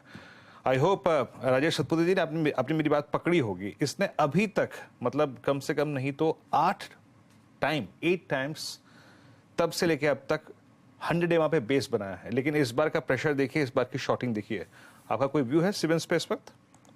वीरेन जी बिल्कुल सही, मुझे लगता है कि यहाँ पे जिस तरह से यहाँ पे वीकनेस है, और ये वीकनेस स्लोली एंड स्टेडीली, आप देखिए अगर आप इसका इंट्राडे चार्ट्स देखते हैं तो आपको दिखता है कि इंट्राडे में इनिशियली में एक स्ट्रेंथ दिखाने की कोशिश होती है और उसके बाद यहाँ पे लिक्विडेशन शुरू होता है। तो ये लिक्विडेशन कहाँ तक जाएगा? मेरे हिसाब से इमीडिएट बेसिस पे इसका टारगेट होना चाहिए 3600, जो इसका करीबन 100 DMA है, सॉरी इनफैक्ट 200 DMA है वेटेड मूविंग एवरेज के हिसाब से। तो आप अगर देखें 3600 तक तो मोमेंट आएगा, तो स्टॉप लॉस क्या होगा? देखिए 3740 के स्टॉप लॉस के साथ सीमेंस को हम बेच सकते हैं, और आप ये भी कर सकते हैं कि सीमेंस का पुट 3,700 का, यानी एट द मनी पुट ये बाय हो सकता है। Currently it is at 46, keep stop loss at 25, and जो टारगेट मुझे दिखता है according to projection that is 85। तो सीमेंस का ये 3,700 का पुट हम बाय करके इस ट्रेड में उतर सकते हैं।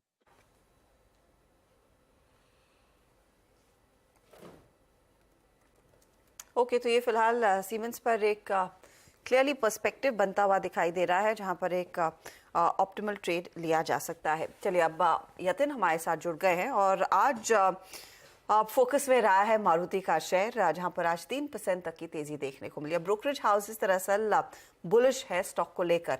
क्या खासियत दिख रही है उस रिपोर्ट में कि 13,000 तक का टारगेट सिटी दे रहा है, और दूसरे ब्रोकरेजेस का क्या पर्सपेक्टिव है? यतिन इसी पर एक अपडेट देंगे। यतिन। बिल्कुल, और मारुति का शेयर आज सुबह से ही फोकस में है और काफ़ी सारा ब्रोकरेज कवरेज आज स्टॉक को मिल रहा है। सिटी का यहाँ एक बाय का रिपोर्ट आया है, टारगेट उनका है 13,600 रुपये, और मॉर्गन स्टैनली का भी लगभग 12,000 रुपये की टारगेट वाला रिपोर्ट आया है। जो तथ्य है ब्रोकरेजेस को लगता है यहाँ से जो एसयूवी मार्केट में कंपनी का मार्केट शेयर गेन हुआ है, और जो नए प्रोडक्ट पाइपलाइन दिखाई पड़ रहे हैं टोयोटा के साथ, जो वेंचर के जरिए काफ़ी सारी इलेक्ट्रिक और हाइब्रिड व्हीकल निकालने की योजना है आने वाले वित्त वर्षों में, उसको लेके काफ़ी सारा उत्साह है। अर्निंग्स वाइज भी अगर आप देखें तो काफ़ी सारे टेलविंड्स यानी पॉजिटिव चीज़ें हैं जिससे मार्जिन एक्सपैंड हो सकता है। इनफैक्ट मॉर्गन स्टैनली को लगता है कि जो 9-10% की मार्जिन रेंज है कंपनी की, वो बढ़ के अब 11% तक जा सकती है। अगर हम अर्निंग्स की बात करें तो आगे आने वाले जो लॉन्चेस हैं और जो हिसाब से डिमांड ऑटो सेगमेंट में दिखाई पड़ रही है, उसका भी फायदा मारुति को पहुंचता हुआ दिखाई पड़ रहा है। और शायद इसीलिए बड़े दिग्गज ब्रोकरेज जैसे कि सिटी और मॉर्गन की आज बाय रिपोर्ट के बाद स्टॉक में लगभग 2.5 से 3% की तेजी दिखाई पड़ रही है। Okay, Maruti all time high पर स्टॉक ये, और काफ़ी शानदार मूव रहे हैं यहाँ पर 10,540। पंकज, आपका व्यू क्या होगा मारुति पर? अनुज, अगर मारुति देखें तो ओवरऑल हमारा जो एक्सपेक्टेशन है अगले 2 साल में 15% का ग्रोथ रहेगा, टॉप लाइन पे करीब 25% का ग्रोथ बॉटम लाइन पे रहेगा, because margin profile definitely improve होगी, बिकॉज जो भी आपकी इंक्रीमेंटल डिमांड आ रही है, बेटर मॉडल्स की आ रही है, तो ओवरऑल मार्जिन प्रोफाइल बेटर होगी। और जो एसयूवी का शेयर 24-25% चाह रहा था, आई थिंक रिसेंट जो भी मंथली सेल्स नंबर है, आई थिंक उसके हिसाब से तो उनका और टारगेट अचीव हो चुका है। सो दैट वे काफी समय से स्टॉक चला नहीं है, तो ठीक है। हमारा जो प्रीवियस टारगेट प्राइस 1100 का था, तो ओवरऑल ये स्टॉक हमें फिर भी ठीक लगता है, बिकॉज रिलेटिवली इसने कोई बहुत बड़ा आउट परफॉर्मेंस दिखाया नहीं है, एंड मार्जिन लेवल पर सरप्राइज बिल्कुल पॉसिबल है, because higher and margin, higher top end models में मार्जिन थोड़ा प्रोफाइल बेटर रहता है। तो अगर प्रीमियमाइजेशन जैसे आप प्रीमियम सेगमेंट्स में देख रहे हैं, अगर वैसा प्ले आउट होता है और ये स्ट्रेंथ पकड़ता है, तो मेरे हिसाब से मारुति में थोड़ा और अपसाइड बन सकता है। तो ओवरऑल मारुति पे आई थिंक, जैसे मैंने पहले भी बताया, Maruti and Tata Motors I think हमारे प्रेफर्ड बाइज हैं इन द ऑटो स्पेस। का चौका की शुरुआत करते हैं फिर। मानस, सबसे पहले आपके पास आ रहे हैं सस्ता ऑप्शन ट्रेड के लिए। तो देखिए, पुट ऑप्शन लेना है, आईसीआईसीआई बैंक का पुट ऑप्शन लेना है। अगर हम पैटर्न देखेंगे तो आईसीआईसीआई बैंक का पैटर्न नेगेटिव है।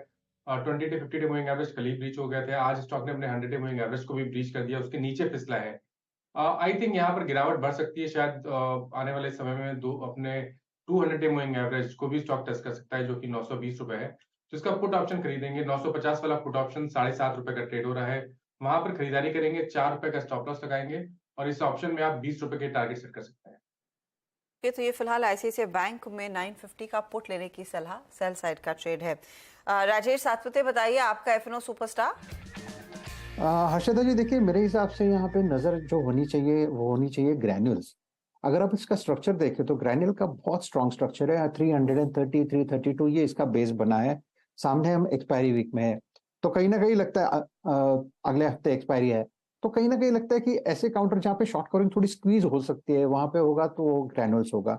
तो यहाँ पे एक छोटा ट्रेड होगा मेरा, स्टॉप लॉस भी छोटा रखेंगे 331 का, और जो टारगेट मुझे दिखता है ग्रैन्यूल्स का वो है कम से कम 370 पोजिशनली, लेकिन स्विंग ट्रेड हमें लेना है 350 के टारगेट रहेगा initially. So Granules is a buy, stop loss 332। Okay, Granules अभी मार्क किया था मैंने इसको एग्जैक्टली 2 बजे, और करीब करीब उस वक्त था 334 रुपये 90 पैसे के आसपास। अभी डे हाई पर आ गया है, स्पॉट 336 पे। अब चलते हैं रुचित जी के पास। रुचित जी, आप क्या पिक कर रहे हैं आज का चार्ट का चमत्कार? चार्ट के चमत्कार में मैं पेट्रोनेट पे ध्यान देने की सलाह दूंगा, और वहां पे खरीदारी की सलाह है। सो आइडियली अगर हम थोड़े हिस्टोरिकल चार्ट्स देखें तो इसी महीने के पहले सप्ताह में, सितंबर के फर्स्ट वीक में, लगभग 3.5 साल के कंसोलिडेशन का ब्रेकआउट ये स्टॉक ने दिया था। और ब्रेकआउट के दौरान जैसे वॉल्यूम्स के साथ में स्टॉक ऊपर गया था, वैसे इस करेक्शन में जो लास्ट कुछ दिनों में हायर लेवल से थोड़ा पुल बैक मूव आए थे, पुल बैक मूव में ज्यादा बड़े वॉल्यूम्स नहीं है।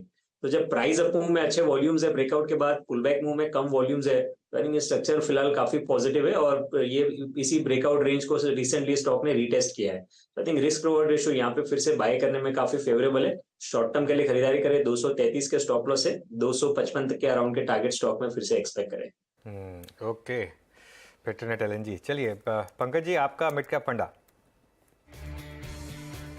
जैसे मैंने बताया, इंफ्रा एक स्पेस ओवरऑल अच्छा लगता है, तो पीएनसी इंफ्रास्ट्रक्चर में रेकमेंड करना चाहूंगा। एक तो वैल्यूएशन काफी अट्रैक्टिव है, 10 टाइम्स FY25 बेसिस पे ये अवेलेबल है। लास्ट आई थिंक पिछले 5 सालों में करीब 30% का इसने ग्रोथ दिया हुआ है। टॉप लाइन पे ROCs वगैरह काफी अच्छे हैं। आई थिंक अभी जो कंपनी है ओवरऑल 18,900 करोड़ का इनका ऑर्डर बुक है। ये साल जो एक्सपेक्टेशन है करीब 10,000 करोड़ के ऑर्डर इनफ्लो की है। एंड कंपनी दोनों सेगमेंट में प्रेजेंट है। 70% जो एक्सपेक्टेशन है कि वो आपका रोड से आएगा और बाकी 30% जो बेटर मार्जिन प्रोफाइल बिजनेस होता है तो वो जल्द सेगमेंट से आने वाला है। एंड आई थिंक जो एक हमें नियर टर्म ट्रिगर लगता है कि कंपनी अपना जो हैम प्रोजेक्ट है वो मोनेटाइज करने का चाह रही है। तो ओवरऑल शायद जो मीडिया आर्टिकल्स आ रहे हैं प्रॉब्ली दिस ईयर एंड तक शायद वो हो जाए। एंड ओवरऑल हमें एक्सपेक्टेशन है कि कंपनी को वहां पे करीब 1.2 टाइम बुक वैल्यू पे रिटर्न मिल सकता है। तो वो एक जो है एक इनको थोड़ा इक्विटी का फ्लो आ जाएगा और इससे ये एग्जिस्टिंग जो इनके फ्यूचर हैम प्रोजेक्ट्स हैं उसको फंड कर पाएंगे। प्लस इनकी capability to bid for more projects थोड़ी बढ़ जाती है। तो हमें लगता है कि ओवरऑल इंफ्रा स्पेस है, क्योंकि सरकार भी काफी ध्यान दे रही है in terms of spending, plus company attractive valuation पे अवेलेबल है। एंड ओवरऑल क्योंकि हैम प्रोजेक्ट का मोनेटाइजेशन हो सकता है, तो ओवरऑल हमें लगता है ये कंपनी आगे जाके अच्छा करना चाहिए। यहाँ पे हमारा करीब 25% का अपसाइड है, 460 का टारगेट। ओके, तो ये है पीएनसी इंफ्रा, 460 का टारगेट। चलिए मैं आपके लिए सारे ट्रेड्स फटाफट से रिकैप कर देती हूँ। शुरुआत हमने की थी सस्ता ऑप्शन के साथ, आईसीआईसीआई बैंक का पुट लेने की सलाह। 950 वाला पुट लीजिए जो 8 रुपए पर है। मानस का मानना है 20 तक का टारगेट आएगा, स्टॉप लॉस 4 का होना चाहिए। फिर एफएनओ सुपरस्टार के रूप में आया है ग्रैन्यूल्स इंडिया, बाई साइड का ट्रेड है। 350 का टारगेट, 370 का स्टॉप लॉस। या राजेश सातपुते की पिक, स्टॉप लॉस आपको 331 पर रखना है। रुचि जैन को पसंद है पेट्रोनेट LNG, 1.5% ऊपर है स्टॉक, 255 का टारगेट और 233 का स्टॉप लॉस। और पीएनसी इंफ्रा पर एक बाय कॉल दे रहे हैं। मिड कैप फंडा के रूप में ये स्टॉक चुना गया है पंकज की तरफ से। 460 आपके लिए टारगेट का करेगा काम। ये फिलहाल आपके लिए वो सभी ट्रेड्स जो इस समय चल रहे हैं और चल सकते हैं, इन पर आपकी नजरें होनी चाहिए। अच्छा, एक दो ट्रेड्स आपकी स्क्रीन पर लेकर आते हैं जहां पर कुछ कुछ करके हमने देखा है मोमेंटम दिख रहा है। इस हफ्ते की शुरुआत में आपको याद होगा हीरो मोटोकॉर्प जैसे काउंटर्स में कुछ इंटरेस्ट आया था। कुछ देर पहले मारुति का जिक्र यहाँ पर यतिन कर रहे थे। इस समय आप देखिए मारुति ऊपर है, एमएनएम जैसे काउंटर में कुछ इंटरेस्ट देखने को मिला है, लेकिन हीरो मोटोकॉर्प में कुछ शॉर्ट कवरिंग के आसार बनते दिखाई दिए हैं।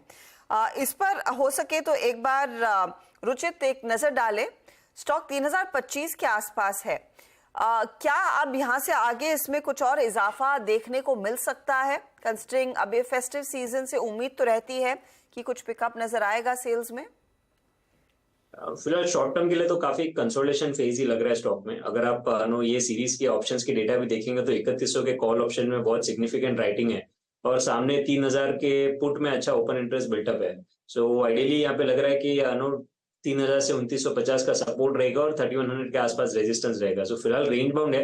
आई थिंक अगर एक ये रेंज से अगर ब्रेकआउट आता है आने वाले हफ्ते में तो फिर कोई डायरेक्शन मूव के लिए स्टॉक में ट्रेड कर सकते हैं।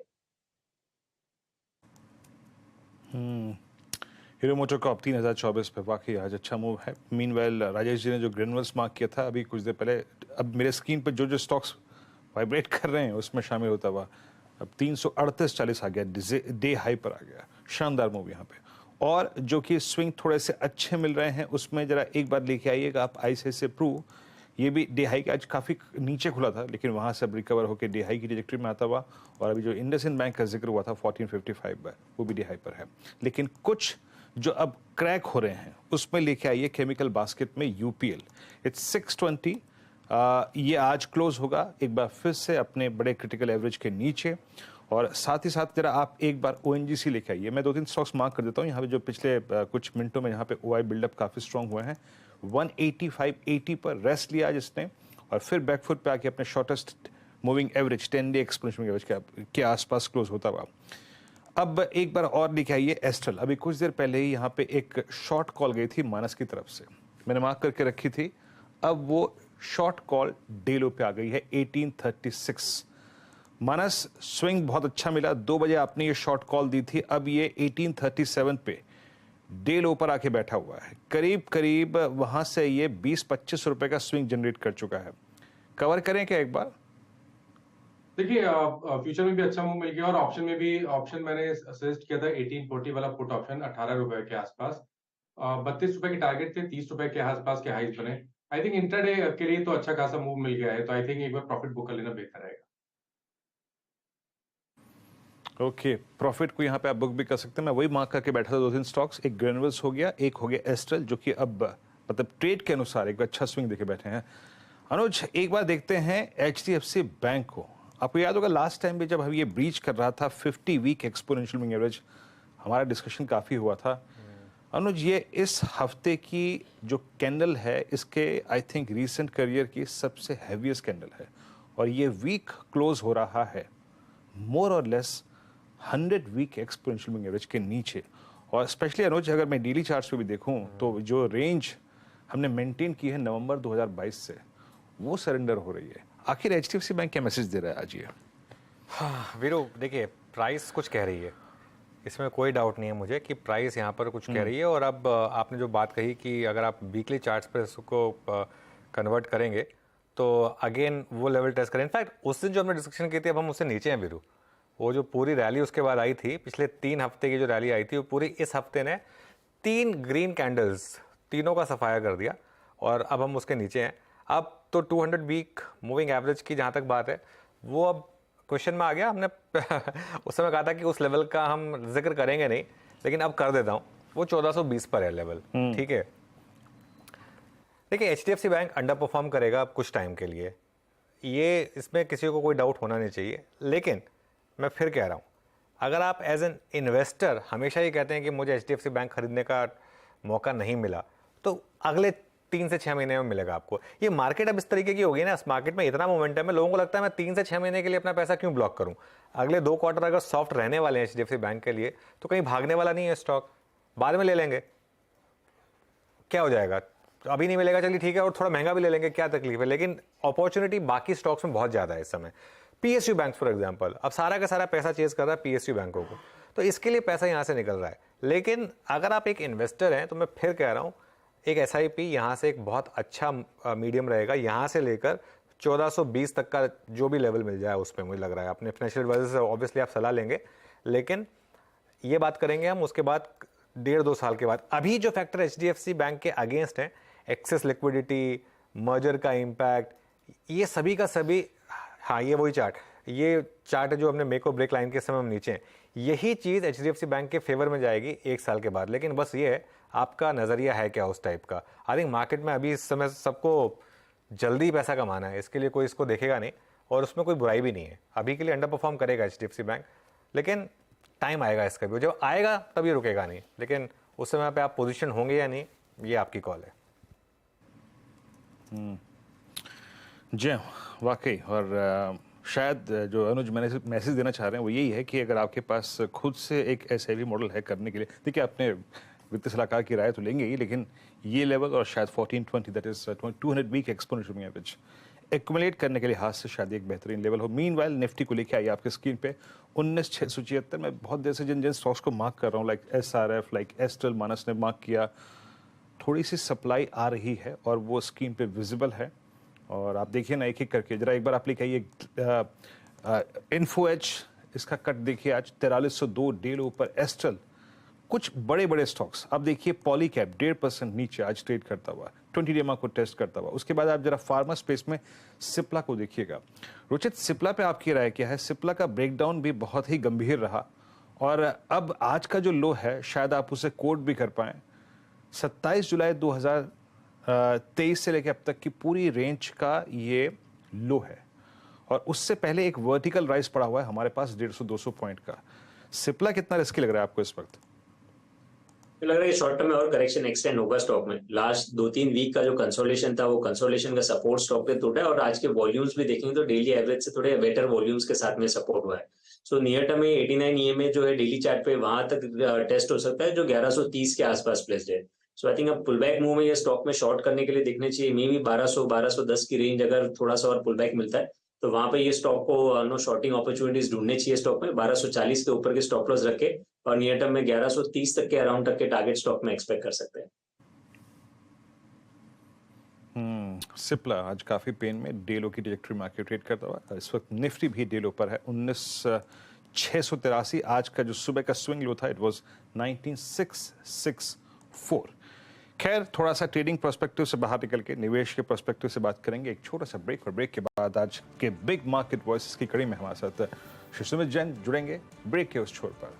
एक छोटा सा ब्रेक लेकर तुरंत हाजिर होता है। बिग मार्केट वॉइसेस में आज हमारे साथ ASK इन्वेस्टमेंट मैनेजर्स के डिप्टी CIO सुमित जैन जुड़े हैं। इक्विटी मार्केट में सुमित के पास 16 वर्षों से ज़्यादा का एक्सपीरियंस है और ASK में वो $250 करोड़ के एसेट वाले इंडियन एंटरप्रेन्योर पोर्टफोलियो मैनेज करते हैं। रिसर्च और निवेश के नए मौके तलाशने में सुमित जैन काफ़ी माहिर माने जाते हैं। Sumit, good afternoon.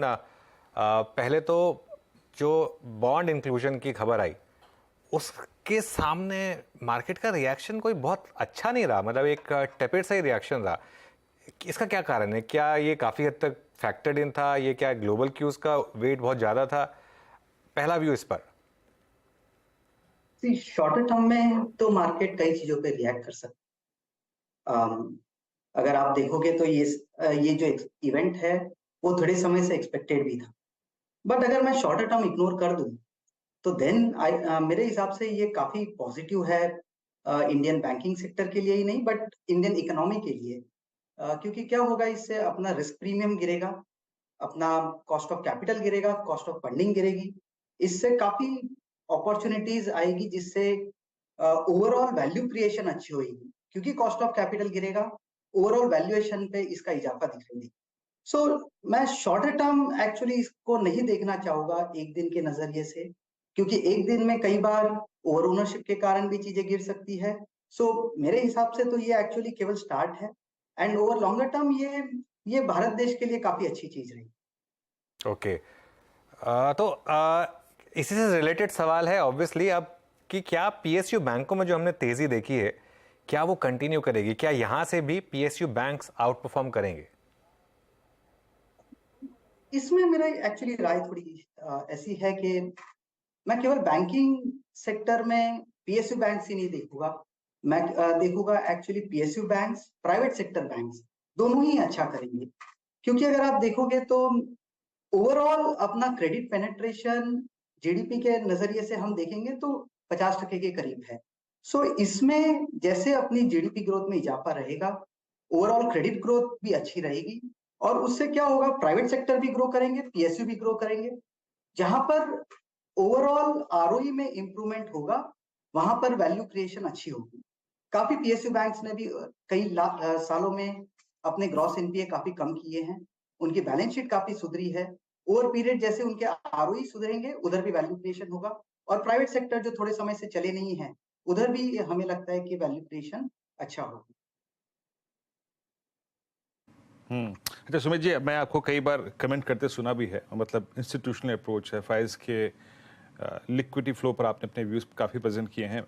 मई में भी आपने एक टेक दिया था कि इस वक्त एक बहुत पर्याप्त परिस्थिति है कि वो इंडियन मार्केट्स को चेज करें। अभी के प्राइस पर, अभी के वैल्यूएशंस पर पिछले हमने देखा है 1-1.5 महीने से वो फ्लो टुवर्ड्स इंडिया थोड़ा थिन पड़ा है। अभी आपका व्यू क्या कहता है कि ये कब तक थिन रहेगा या फिर नेगेटिव रहेगा, कब तक लिक्विडेशन रहेगा अगले 1-2 महीने तक, और क्या व्यू है ये पैसा कब तक एक बार फिर से चेस करने के लिए आएगा इन इक्विटीज को? FII का शॉर्ट टर्म में कहना हमेशा मुश्किल ही रहता, क्योंकि शॉर्ट टर्म में कई फैक्टर्स प्ले आउट करते हैं, इंडिया में ही नहीं ग्लोबली। बट जब मेरी बात कई ऑफशोर इन्वेस्टर से होती है तो इंडिया में इंटरेस्ट बहुत ज्यादा है। इनफैक्ट अगर मैं 1 साल पहले, 2 साल पहले, 3 साल पहले अगर देखूं उसके मुकाबले आज इंटरेस्ट कई गुना ज्यादा है। सो कई बार कई एफआईआई वैल्यूएशन के चक्कर में रुक जाते हैं। सो कई चीजें प्ले आउट करेगी, बट जैसे जैसे इंडिया की ग्रोथ रेट चलती रहेगी, नॉट ग्रोथ रेट ही नहीं, अगर हम अपनी कॉर्पोरेट प्रॉफिट ग्रोथ देखें वो काफी अच्छी आ रही है।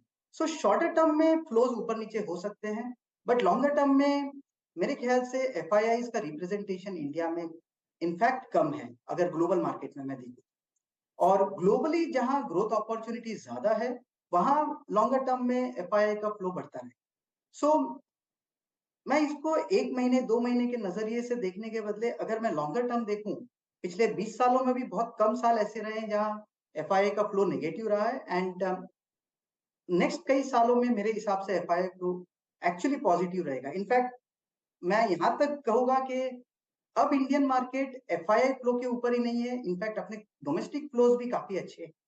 एंड अगर मैं ओवरऑल क्रेडिट कल्ट इंडिया में, इक्विटी कल्ट इंडिया में देखूं तो वो केवल अभी तक बहुत ज्यादा है, हुआ नहीं है। Equity as a percentage of total financial savings आज भी बहुत ज्यादा नहीं है। सो यहाँ पर भी हमें लगता है कि over period equity as a percentage of financial savings वो बढ़ता रहे। अच्छा सुमित जी, ये वो चीज़ जहाँ पर आप सबसे ज़्यादा आई थिंक बुलिश थे, और आई थिंक वो आज से 1-1.5 महीने पहले काफ़ी एक्सपेंसिव हो गई थी, मतलब कहने का मतलब ये है यहाँ से ये डिप जो आया है, जिसे आप एक वेलकम डिप मानते हैं, सभी वेलकम डिप मानते हैं, चीज़ें एडजस्टेबल हो गई थी, सबसे पहले क्या ग्रैब करना चाहिए? आप कंजम्पशन पे काफ़ी बुलिश थे, आपकी प्रिफर्ड शॉपिंग लिस्ट में क्या क्या होगा? कंजम्पशन अपने आप में एक बहुत बड़ा है, क्योंकि कंजम्पशन में प्रीमियम कंजम्पशन है। उधर अगर आप देखोगे तो जिस हिसाब से भारत देश की अर्थव्यवस्था ग्रो कर रही है एंड जिस हिसाब से लोगों की इनकम ग्रो कर रही है, ओवरऑल कंजम्पशन में ग्रोथ रेट कंटिन्यू होती रहेगी। प्रोबेबली प्रीमियम कंजम्पशन में ग्रोथ स्टेबल से ज्यादा रहेगी, एंड उसमें बहुत सारे एरियाज हैं। ट्रैवल एक है, क्यूएसआर दूसरा है, ज्वेलरी तीसरा है। So in fact opportunity premium consumption में बहुत बहुत ज्यादा है, एंड ये अपॉर्चुनिटी इंडिया में नई नहीं है। ये इनफैक्ट अगर आप देखोगे तो कई सालों से चल रही है, एंड आई थिंक जिस हिसाब से अपनी पॉपुलेशन का इनकम लेवल बढ़ रहा है, ये नेक्स्ट कई सालों तक इधर अपॉर्चुनिटी बनी रहेगी। बड़ी अपॉर्चुनिटी क्लियरली कंजम्पशन में रहेगी। लेकिन सुमित, आप किस पर ज्यादा बेट करेंगे इस कंजम्पशन थीम में? क्योंकि लार्जली पोस्ट मॉनसून्स उम्मीद यही रहती है कि two wheeler company specially hero जैसे स्टॉक्स में कुछ खरीदारी लोग करना शुरू करते हैं, द होप की पिकअप रहेगा। आजकल तो ये कंपनियां अपने रेगुलर बिजनेस के साथ साथ वो प्रीमियमाइजेशन की तरफ भी बढ़ रही हैं, तो वो मास सेगमेंट की अपील वर्सेस प्रीमियमाइजेशन अपील, क्या ऐसी कुछ थीम्स चलेंगी? मेरे ख्याल से प्रीमियमाइजेशन अपील लॉन्गर टर्म में अच्छा की है, एंड जैसे इनकम लेवल बढ़ती रहेगी वो थीम अच्छा करती रहेगी। इनफैक्ट अगर आप देखोगे consumer durable space for example, उसमें थोड़े समय से डिग्रोथ बिजनेस ओवरऑल, अगर आप एसी की सेल्स देखोगे वो थोड़ी कम ही रही है। इनफैक्ट वॉशिंग मशीन की भी सेल्स सबड्यूड ही रही है, बट ये सब शॉर्ट टर्म में थोड़ी ऊपर नीचे हो सकती है, बट इधर पेनेट्रेशन बहुत कम है। सो इधर ये सब एरिया में ओवर लॉन्गर टर्म ग्रोथ बनी रहेगी। सो कंज्यूमर ड्यूरेबल, जैसे मैं बता रहा था कि travel that will continue, QSR उधर कंटिन्यू रहेगा। ऑटो साइड में भी अगर हम देखें, टू व्हीलर में एक्चुअली रिप्लेसमेंट डिमांड थोड़ी ज्यादा रहती है as compare to new sales. So उसमें ओवरऑल अगर आप लास्ट 3 सालों में देखोगे, we are down still. In fact 2019 में जो अपने पीक थे, आज उससे हम काफी नीचे हैं, and average age of two wheeler in India actually आज के तारीख में काफी बढ़ गई है। सो रिप्लेसमेंट डिमांड भी उधर ओवर पीरियड किक इन होना शुरू हो जाएगी। कुछ देर पहले आप ऑफ कोर्स सरकारी बैंकों की बात कर रहे थे, लेकिन एनबीएफसीज पर आपकी क्या राय रहेगी सुमित? क्योंकि कंजम्पशन से जुड़ा हुआ ये भी स्पेस है, और आपने नोटिस किया होगा पिछले क्वार्टर तक सभी एनबीएफसीज अनसिक्योर्ड साइड के बिजनेस में अच्छा खासा स्केल और ग्रोथ दिखा रही थी। क्या वो ड्राइव कर सकता है अर्निंग्स को फॉरवर्ड? नो डाउट, क्योंकि अगर आप देखोगे अधिकतर एनबीएफसी जो कंज्यूमर फाइनेंस एनबीएफसी है, आज भी उनकी पेनिट्रेशन कोई बहुत ज्यादा नहीं है। इनफैक्ट उनकी पेनिट्रेशन लेड ग्रोथ इटसेल्फ काफी लंबे समय तक कंटिन्यू हो सकती है। सो उनकी क्रेडिट ग्रोथ अच्छी आ रही है। अब यहाँ से बहुत ज्यादा निम कॉन्ट्रैक्शन हमें नहीं लगता है होगा। एंड अगर आप देखोगे उनकी एसेट क्वालिटी वो काफी बेहतर है।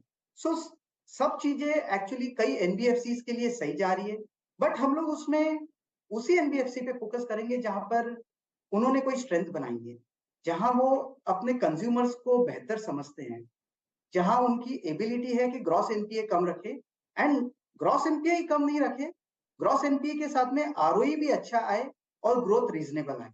सो जहां ये कॉम्बिनेशन अच्छा रहेगा वहां पर पैसे अच्छे बने।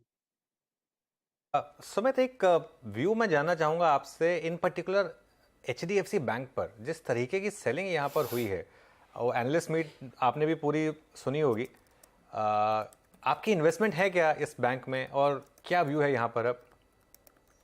अनुज, हम स्पेसिफिक स्टॉक्स पे फोकस करने से अवॉइड करेंगे, वो थोड़ा पॉलिसी के अगेंस्ट। ओके, कोई प्रॉब्लम नहीं है। आईटी पर क्या व्यू बन रहा है अब? सी, आईटी इन जनरल अगर आप देखोगे तो कई सालों में इंडिया में ग्रोथ सिंगल डिजिट की रही है। इनफैक्ट आईटी एक एरिया है जहां भले वैल्यूएशन थोड़े रीजनेबल है, पर वो सेक्टर ओवरऑल ग्लोबल इकोनॉमी पे ज्यादा आधारित है। आज के तारीख में हमें लगता है कि डोमेस्टिक इकोनॉमी काफी बेहतर स्थिति में है, एंड इसलिए हम डोमेस्टिक इकोनॉमी साइड बिजनेसेस पे ज्यादा फोकस करेंगे एज कम्पेयर टू जो ग्लोबल इकोनॉमी साइड बिजनेसेस से लिंक्ड है। So IT growth rate longer term में हमें नहीं लगता है कि बहुत ज्यादा आएगी, एंड बहुत ज्यादा ग्रोथ भी नहीं रहेगी और साथ में वोलेटिलिटी भी रहेगी। सो हम आईटी अवॉइड करें इन जनरल। शुक्रिया। आज जो businesses in general longer term में अच्छी ग्रोथ दिखाएंगे वो एक्सेप्शंस हमेशा रहेंगे कोई ना कोई सेक्टर में, but overall at a sector level थोड़ा सा हमारा स्टांस कम ही है। ऑलराइट, ठीक है सुमित, बहुत बहुत शुक्रिया आज हमारे साथ जुड़ने के लिए और हमसे बात करने के लिए। एक बार जरा आप एचडीएफसी बैंक वापस लेकर आइए। ये जो पिछले 10 मिनट में नॉक आया मार्केट में एक फिर से, और हर्षद जो बात कह रहा था कि डे लो ब्रीच होने की तैयारी हो रही है, और इसका मतलब क्या है कि अब हम क्लोज हो रहे हैं lowest point of the week. Weekly close काफ़ी खराब है, और जब शुरू में भी चर्चा कर रहे थे कि एक ट्रेंड रिवर्सल के यहाँ पे साइन क्लियर है, और एचडीएफसी बैंक का खुद का जिस तरीके का आज का ब्रेकडाउन रहा है ये बहुत काफ़ी बेरिश है। ये वीक एचडीएफसी बैंक के लिए बहुत पेनफुल रहा है, और अब लग रहा है वो लेवल्स की बात करनी पड़ेगी हमें। वो 1420 1430 के जो लेवल्स थे, ठीक है, कोई बुराई नहीं है, मार्केट में सब कुछ चलता रहता है। प्लस आज सेंसेक्स की भी एक्सपायरी थी, उस पर भी इम्पैक्ट आया है। लेकिन ये सब हुआ है उस दिन जब मार्केट के पास चलने की बहुत अच्छी एक न्यूज़ थी। मतलब इससे बेटर न्यूज़ नहीं हो सकती थी आपके पास चलने के लिए कि वो जेपी मॉर्गन का बॉन्ड इंक्लूजन, सुबह करेंसी स्ट्रांग थी, मार्केट 3-4 दिन से नीचे था, शॉर्ट्स थे सिस्टम में, सब कुछ था मार्केट के पास आज चलने के लिए। आज नहीं चला मार्केट, मतलब अब ये ट्रेंड रिवर्सल है, और अब ये ट्रेंड रिवर्सल कंफर्म हो गया है। अब जब तक आप 19,800 के ऊपर क्लोज नहीं दे देते, हर रैली के फेल होने पर सेल करें। हमारी आज सुबह अप्रोच ये थी कि रैली के फेल होने पर आप एक सेल ट्रेड लें और एक 19,800 के करीब का स्टॉप लॉस लगा दें। अब आगे कुछ दिनों के लिए मुझे लग रहा है वही ट्रेड रहने वाली है, अनलेस ग्लोबल मार्केट कुछ तरीके से कुछ चेंज हो। और वो एचडीएफसी बैंक का चार्ट देखिए एक बार फिर से, वो काफी डिबिलिटेटिंग चार्ट है। इनफैक्ट 1523 के डे लोग से ज़्यादा दूर है नहीं, हम अभी वहीं पर पहुंचे थे और 28 के आसपास ट्रेड, तो यहाँ पर देखते ही देखते करीब 1.5 से 2% तक का नुकसान बनता दिखाई दिया है। अब पूरी तरह से बिखर रहा है ये काउंटर।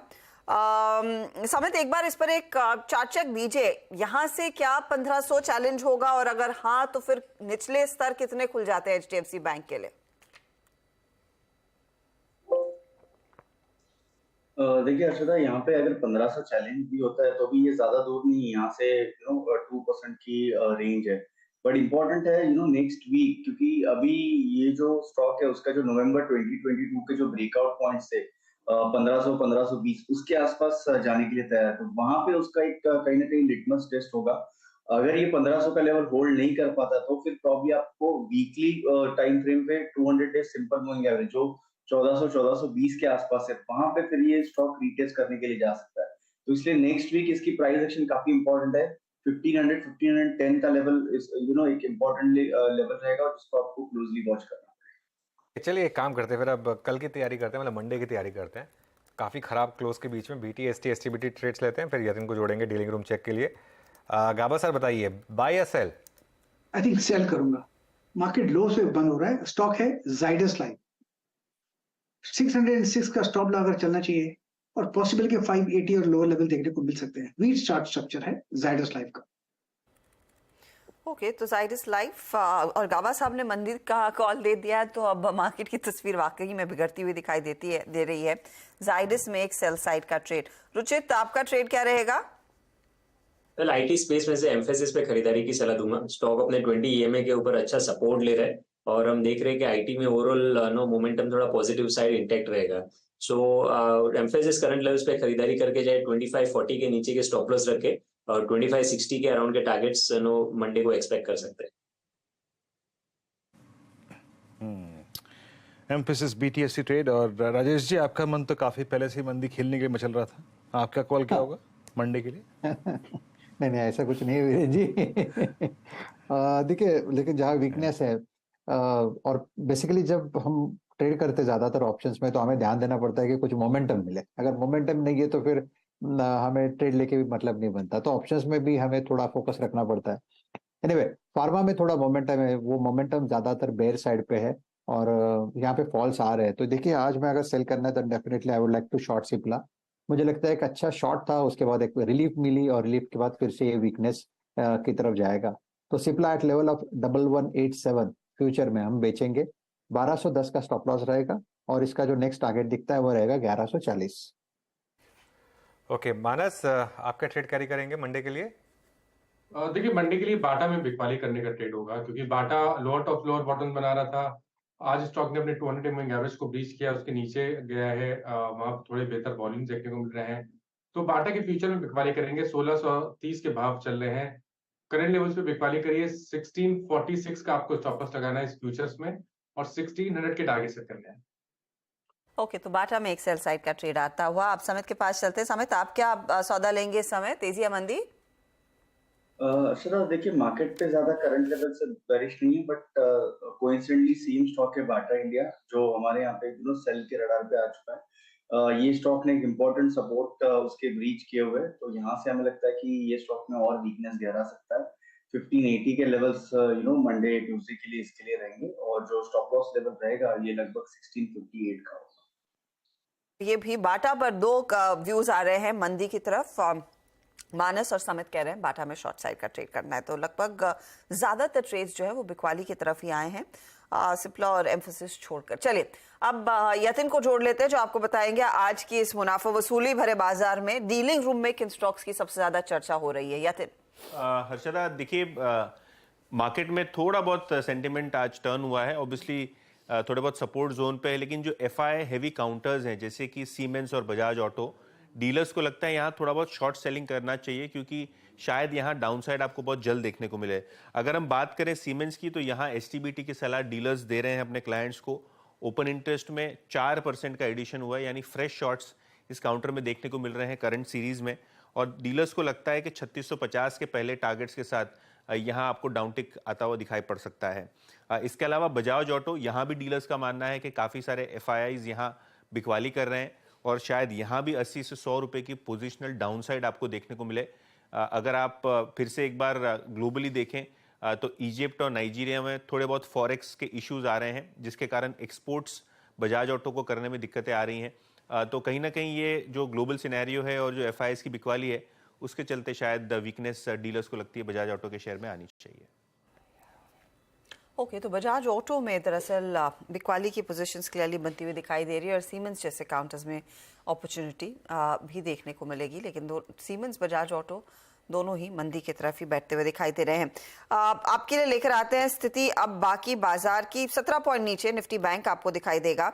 निफ्टी खुद कमजोर है। अच्छा, पिछले 10 मिनटों में जहां पर हम HDFC बैंक में कह रहे थे कि वो क्रैक्स आते हुए दिखाई दिए हैं और ये डेलो पर आ गया है, अब देखिए UPL का ट्रेड, सन फार्मा का ट्रेड, इन सब में आधे आधे % तक का नॉक आता हुआ दिखाई दिया है और पिछले 10 मिनटों में ही यहाँ पर दरअसल पोजीशंस और मंदी की तरफ स्लिप हो रही है। UPL पर एक राय राजेश जी अगर आप दे सके, 615 के लेवल्स है, क्या यहाँ पर अगले हफ्ते बिकवाली और गहराएगी? हर्षदा जी, लगता तो है, क्योंकि अगर आप पूरा सेक्टर देखें, जैसे कि SRF की बात हुई है, इवन आरती इंडस्ट्रीज, UPL, कहीं ना कहीं लगता है कि यहाँ पे थोड़ा लिक्विडेशन हो रहा है। UPL की अगर इन पर्टिकुलरली बात करें तो सपोर्ट कहाँ है? देखिए, सपोर्ट है इसका 616, ये फ्यूचर की बात कर रहा हूँ, 616 620 ये इसका रेंज था। इस रेंज के नीचे अगर UPL खिसकता है, जो कि ऑलरेडी खिसक गया है, तो मुझे लगता है वीकनेस थोड़ा बढ़ेगा। 600 इसका पहला पड़ा होगा, 600 टूटेगा तो फिर 590 तक की जगह बनेगी। तो UPL सेल साइड का कैंडिडेट है, लेकिन with a very strict stop loss of 624। Okay, UPL। अच्छा, एक बार जरा मार्केट के क्लोज को समझ लेते हैं, क्योंकि अब हम क्लोज हो रहे हैं लोएस्ट पॉइंट पर। सेंसेक्स में 66,000, निफ्टी में 19,670, मिड कैप में हालांकि लोवेस्ट पॉइंट नहीं है डे का, लेकिन फिर भी लास्ट के कुछ मिनटों में थोड़ा सा नॉक यहाँ पर भी आया। अगेन लोएस्ट पॉइंट पर नहीं है मिड कैप में हम। बैंक निफ्टी में भी लोएस्ट पॉइंट पर नहीं बंद हो रहे हैं, लेकिन फिर भी बैंक निफ्टी में भी हाईएस्ट पॉइंट से काफ़ी स्लिप हुए और काफ़ी हद तक उसका जो रीज़न था वो HDFC बैंक की वजह से एक्चुअली ऑलमोस्ट लो पर आ गए हैं। अब HDFC बैंक में जो नॉक आया उसकी वजह से अब यहाँ से आपको क्या वॉच आउट करना है? देखिए, अपसाइड तो क्लियरली अब रिस्ट्रिक्ट हो गई है 19,800 पर। डाउन साइड में अब मुझे लग रहा है 2 लेवल वॉच आउट करना है। 19,532 जो अब 50 day simple 50 day exponential moving average और 20 वीक एक्सपोनेंशियल मूविंग एवरेज है, तो 19,532 बहुत क्रूशल है। अगर 19,532 भी टूट गया तो मुझे लग रहा है वो जो हमने सुबह एक बात की थी कि वो गैप फिल करने की तैयारी हो रही है 19,300 तक जाने की, वो भी पॉसिबल है मार्केट में। ये स्विंग खत्म हुआ है, जो एक स्विंग हमने देखा था 18,800 से आपको 20,000 तक जो ले गया था, ये स्विंग खत्म हुआ है। अब अगले स्विंग के लिए मार्केट को थोड़ा सपोर्ट कहीं ना कहीं बेस फॉर्मेशन करने की जरूरत है। तो ये फिलहाल आपके लिए ओवरऑल मार्केट पर एक पिक्चर और एक बहुत ही कमजोर नोट पर इस हफ्ते की समाप्ति की तैयारी हो रही है। अच्छा, इस बीच खिलाड़ी नंबर 1 का भी अपडेट आपके लिए लेकर आएंगे। हफ्ता इतना पेचीदा रहा है, इत्तेफाक से यहाँ पर भी सभी जानकारों के पोर्टफोलियोज काफी सफर होते हुए दिखाई दिए, लेकिन आज कुछ मौका मिला प्रदीप होचंदानी को अपने पोर्टफोलियो को पूरी तरह से सुधारने के लिए और इन्होंने 3-3.5% के रिटर्न कमा कर दिए हैं, जहां पर पूरे हफ्ते इनफैक्ट आज सुबह तक नेगेटिव टेरिटरी में ही सभी के दरअसल ट्रेड्स थे। तो एक बार प्रदीप के विनिंग ट्रेड स्क्रीन पर लेकर आइए और प्रदीप को भी जोड़ लेंगे। प्रदीप, आफ्टरनून, कांग्रेचुलेशंस, बहुत ही पेचीदा हफ्ता और मुझे याद है आप सब लोग बार बार कह रहे थे 19,800 इंपॉर्टेंट लेवल है, जब तक उसके ऊपर हम संभले होंगे और उसके नीचे ही देखिए बाजार इस हफ्ते क्लोज दिखा रहा है। अप्रोच अगले हफ्ते के लिए क्या रहेगी? शुक्रिया हर्षदा, गुड आफ्टरनून। तो अप्रोच तो जो इस हफ्ते भी एक्चुअली इनफैक्ट वेडनेसडे को जब 20,000 का लेवल ब्रेक हुआ था तभी से एक हमारा व्यू नेगेटिव बना था और हम ये एक्सपेक्ट कर रहे थे कि 20 DMA 34 DMA के सपोर्ट टेस्ट होंगे। तो 34 DMA का सपोर्ट नेक्स्ट वीक के लिए वॉच आउट करेंगे। निफ्टी में 19,600 पे ये क्रूशियल लेवल है। अगर 19,600 टूटता है तो फिर मेरे हिसाब से 19,440 जो कि सितंबर के बिगिनिंग से हमने अपमूव देखी थी उसका 78.6% रिट्रेसमेंट लेवल है, वो नेक्स्ट डाउनसाइड लेवल 2 आई रहेगा। पर आज अगर आप देखें तो small cap index in fact positive में क्लोज आ रहा है, मिड कैप इंडेक्स भी मार्जिनल कट के साथ बंद हो रहा है। तो हमारे हिसाब से स्टॉक स्पेसिफिक अपॉर्चुनिटीज जो हमने ढूंढने का अप्रोच बनाया था उसने हमको रिवॉर्ड किया इस हफ्ते। तो सिमिलर वे में काफी सारे ऐसे स्टॉक हम आज के सेशन में भी देख रहे हैं कि कंसोलिडेशन के बाद फ्रेश ब्रेकआउट दिखा रहे हैं। ऑब्वियसली मार्केट के ट्रेंड के चलते ऐसे स्टॉक कम है, पर यही स्टॉक हैं जो एक आउट परफॉर्मेंस नेक्स्ट वीक भी दिखा सकते हैं। तो यही अप्रोच नेक्स्ट वीक भी कंटिन्यू रहेगा। मैं आपके पोर्टफोलियो में देख रही थी ये PSU कंपनियों ने थोड़ा सा सपोर्ट किया, IDBI बैंक, REC और आपका हुडको, यही आप कैरी करना प्रेफर करेंगे अगले हफ्ते के लिए? देखिए, आज मैंने टाटा कंज्यूमर प्रोडक्ट एक फ्रेश ट्रेड के तौर पे दिया था, तो ये मेरा ओपन कॉल है, ये नेक्स्ट वीक के लिए कैरी किया जा सकता है। स्टॉक इस रिलेटिवली अच्छी स्ट्रेंथ दिखा रहा है। इसके अलावा कुछ है और स्टॉक की जो मैं बात कर रहा था उसमें खास करके JSW एनर्जी है, मास्टेक है, ग्रेन्यूल्स है, सैफायर फूड्स है, ये कुछ एक स्टॉक है जो हमने हमारे क्लाइंट्स को भी आज रेकमेंड किया और ये रिलेटिवली एक स्ट्रॉन्गर चार्ट रिप्रेजेंट कर रहा है। तो ये सारे स्टॉक है जो मैं नेक्स्ट वीक के लिए कैरी करना चाहूँगा। शुक्रिया इस अपडेट के लिए and all the way best. अगली बारी जब आपसे मुलाकात होगी होपफुली तब बाजार की चाल इतनी बिगड़ी हुई ना हो और बेहतर हो। अच्छा, इस बीच जेन टेक्नोलॉजीज बाजार बंद होने की कगार पर आ रहा है और जेन टेक स्टॉक देखिए 5% ऊपर। रक्षा मंत्रालय से करीब 228 करोड़ का ऑर्डर इनके हाथ लगता हुआ दिखाई दिया है और उसी का एक्शन आप स्क्रीन पर देख रहे हैं। करीब 35 अंकों की बढ़त इस स्टॉक में साफ देखने को मिली। 730 के आसपास है। गावा साहब, जेन टेक कोई चार्ट चेक दे पाएंगे? आप देख पाएंगे क्या स्टॉक? कोशिश करता हूँ जेन टेक का। Just a moment. Yes, ZEN, Zen technology. Yes, Zen technology. Yes, Zensar technology है, करेक्ट। आई थिंक साइडवेज है। I think best avoided. Typical sideways zone. मेरे ख्याल में आप जेंसार देख रहे हैं। जेन टेक्नोलॉजीज की मैं बात कर रही हूँ जो एक डिफेंस कंपनी है। 730 के आसपास स्टॉक प्राइस कर रहा है, ट्रेड कर रहा है। मेरे पास नहीं है फिर। I think I will miss it. Not a problem, लेकिन वो स्टॉक क्लियरली स्पाइक करता हुआ। तो ऐसी छोटी मोटी खबरों पर स्टॉक्स में रिएक्शन आता हुआ दिखाई जरूर दिया है, लेकिन कुल मिलाकर बाजार का मूड नेगेटिव और इस समय अनुज हम 44,600 के नीचे जाते हुए निफ्टी बैंक पर। बिल्कुल मूड खराब है मार्केट का और क्लोज काफ़ी खराब है। देखिए एक चीज़ बहुत क्लियर है, ट्रेंडिंग मार्केट हमेशा ट्रेंड के पीक पर या बॉटम पर बंद होती है। जब भी आप अप ट्रेंडिंग मार्केट में होते हैं क्लोज हमेशा हाईएस्ट पॉइंट पर होता है और जब भी आप डाउन ट्रेंडिंग मार्केट में होते हैं तो क्लोज हमेशा डाउन ट्रेंड में होता है।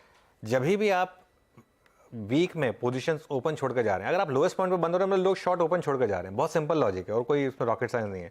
इसका मतलब उनको कॉन्फिडेंस है कि अगले हफ्ते भी मार्केट गिरेगा और अगर नहीं भी गिरा तो भी रैली में सेल करने का मौका मिलेगा। ये स्ट्रैटेजी बहुत क्लियर है कि शॉर्ट्स अपने ओपन करके चलिए, कोई दिक्कत नहीं है इस मार्केट में। खैर देखते हैं अगले हफ्ते, एक्सपायरी वीक भी है। पिछली बार हम एकदम हाईएस्ट पॉइंट पर जाकर सीरीज़ के लोएस्ट पॉइंट पर जाकर सीरीज़ के बंद हुए थे। उसके बाद हमने एक ट्रेंड रिवर्सल देखा था। अब एक और ट्रेंड रिवर्सल देख रहे हैं, ये काफ़ी इंटरेस्टिंग है। बैन का अपडेट दे देते हैं। कैनरा बैंक बैन में जा रहा है, 111% पोजीशंस क्रॉस हो गई है यहाँ पर। ये थोड़ी दिक्कत की बात कि अगर बड़े स्टॉक्स भी अब बैन में जाने लगे तो कैनरा बैंक बड़ा स्टॉक है वो बैन में जा रहा है। Granules 98% position, Indus tower 97% position और 96% पोजीशन आरबीएल बैंक में। और बैन से बाहर जाने की तैयारी है BHEL की, PNB की और जी एंटरटेनमेंट की। ये कुछ स्टॉक्स हैं जो बैन से बाहर जाने की तैयारी कर रहे हैं। एक व्यू ले लेते हैं कैनरा बैंक पर। मानस, यहाँ प्रॉफिट बुक किया जाए या कैरी किया जाए? देखिए मॉर्निंग में भी कैनरा बैंक में मैंने रिकमेंडेशन दिया था। आई थिंक एक बार प्रॉफिट बुक कर लेना बेहतर रहेगा। देखिए ध्यान रखिए, अगर जब मार्केट में वीकनेस है और अगले हफ्ते भी हमें वीकनेस देखने को मिले तो ऐसा हो सकता है कि PSU बैंकिंग में थोड़ी प्रॉफिट बुकिंग हाई लेवल से देखने को मिले। और कैनरा बैंक में मॉर्निंग में मैंने मेरे ख्याल से 372 के आसपास का रिकमेंडेशन था, तो उसमें 10-12 रुपए इंटरडे सेशन मिल रहे हैं। तो आई थिंक बेहतर रहेगा कि एक बार प्रॉफिट बुक कर लें और मंडे को फिर से रिव्यू करेंगे। ओके, तो ये फिलहाल आपके लिए कैनरा बैंक पर एक पर्सपेक्टिव आता हुआ दिखाई दिया है, लेकिन क्लियरली जो स्थिति है वो बिगड़ती हुई। अच्छा, अभी हम UPL का जिक्र कर रहे थे, देखते ही देखते वो स्टॉक इनफैक्ट 2% नीचे आ गया है, तो उस पर आप गौर करें। टाटा स्टील देखिए, ONGC देखिए, आयशर मोटर्स देखिए, ITC देखिए, इन सब में दरअसल जो पोजीशंस हैं वो और भी बिकवाली की तरफ टिल्ट होती हुई दिखाई दे रही हैं। समित, टाटा स्टील पर कोई व्यू? अच्छा, समित से बात, रुचित है क्या हमारे साथ? रुचित, अगर आप देख सके टाटा स्टील। नहीं, ब्रॉडली देखे तो स्टॉक में करेक्टिव फेज लग रहा है कि शॉर्ट टर्म में रह सकता है और जो प्रीवियस ब्रेकआउट लेवल था स्टॉक में वो 122 की रेंज में था। सो मे बी वो ब्रेकआउट लेवल फिर से रीटेस्ट हो सकता है, लेकिन यहाँ से ज्यादा डाउन साइड नहीं लग रहा है। बट 122 के आसपास अगर आता है तो रिस्क रिवॉर्ड रेशियो वापस काउंटर ट्रेड्स लेने में ये स्टॉक के फेवरेबल रहेंगे। अच्छा, इस बीच निफ्टी जहां क्लोज हो रहा है, याद रखिएगा अगर आप वीकली कैंडल का एनालिसिस करें, मतलब इसमें कोई लोअर शेडो या फिर हायर शेडो नहीं है। मतलब जहां खुला वीक वो टॉप था, जहां पे क्लोज हुआ वो बॉटम था। दैट मीन्स अगर आप कैंडल टू कैंडल कंपैरिजन करें और पॉइंट लॉसेस से कंपैरिजन करें तो फरवरी 2023 के बाद ये सिंगल वीकली सबसे बड़ा लॉस है। और अगर आप बैंक निफ्टी पर ही इस कन्वर्जन को देखें तो ये 27 जनवरी के बाद सबसे बड़ा वीकली लॉस है। इससे पहले भी, उसके बाद भी कुछ वाइल्ड कैंडल्स रही हैं, लेकिन डे लो से रिकवरी थी। बट इस कैंडल में कोई लोअर शेडो नहीं है, मतलब जहां क्लोज हुआ वही डे लो, वही वीक लो था। आपकी स्क्रीन पे मार्केट ब्रेथ आएगी टुवर्ड्स क्लोज, और अभी हमारे पास 4 दिन बाकी हैं इस सीरीज में। लेकिन अगर आप डेटा देखें तो लॉन्ग मात्र 29 और कुछ मतलब बर्जर पेंट्स था, फार्मा के कुछ पीएसयू बैंक्स वहां पे लॉन्ग्स थे, बाकी शॉर्ट कवरिंग 30 में थी, शॉर्टिंग करीब 49 में और लॉन्ग अनवाइंडिंग। प्रॉफिट्स को कैश में कन्वर्ट की टेंडेंसी आपने देखा होगा। मैंने कुछ स्टॉक्स का जो जिक्र किया या फिर जो पैनल ने सजेस्ट किए, like Alkem, like Havells, Polycab, doctor Lal PathLab, ABB, सब में प्रॉफिट्स कैश पे कन्वर्ट होते हैं। कैनरा बैंक, ग्रेनुअल्स, पीएफसी, आरबीएल बैंक, इंडस्टावर्स, यहाँ पे लॉन्ग क्रिएट हुए। फिर देखते हैं जहां शॉर्ट कवरिंग थी, जो शॉर्ट कवरिंग के सहारे भागे स्टॉक्स, उसमें शामिल था आज Berger Paints, REC, Vodafone Idea, bank of Baroda, PNB. पूरा का पूरा banking basket, PSU banking basket stable strong था बिकॉज ऑफ फ्रेश बैंक और शॉर्ट कवरिंग।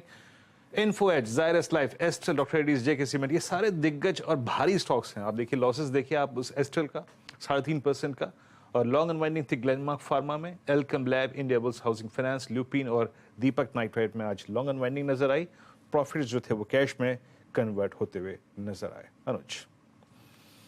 बिल्कुल, खैर क्लोज खराब मार्केट का, लेकिन ठीक है, एक हफ्ता और लेके देखते हैं इसको, एक्सपायरी वीक।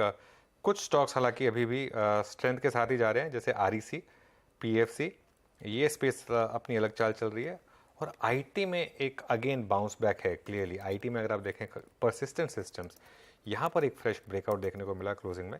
ये स्टॉक डी हाई पर बंद हो रहा है। चलिए वॉल पर चलते हैं और क्लोजिंग को समझते हैं फिर। हर्षदा, एक पेनफुल हफ्ता अनुज क्लियरली रहा है, जहां पर हर हफ्ते हम बिकवाली का दबाव देख रहे थे, लेकिन जो सोमवार को बिकवाली थी उसी को मैच करता हुआ आज का सेल ऑफ है। निफ्टी, आपको याद होगा, सोमवार के सत्र में करीब 59 पॉइंट्स टूटा था, और उसके बाद वेडनेसडे, थर्सडे को हमने देखा था अच्छी खासी वीकनेस। आज 53 अंकों की गिरावट देखने को मिल रही है, उससे ज्यादा हम नहीं टूटे।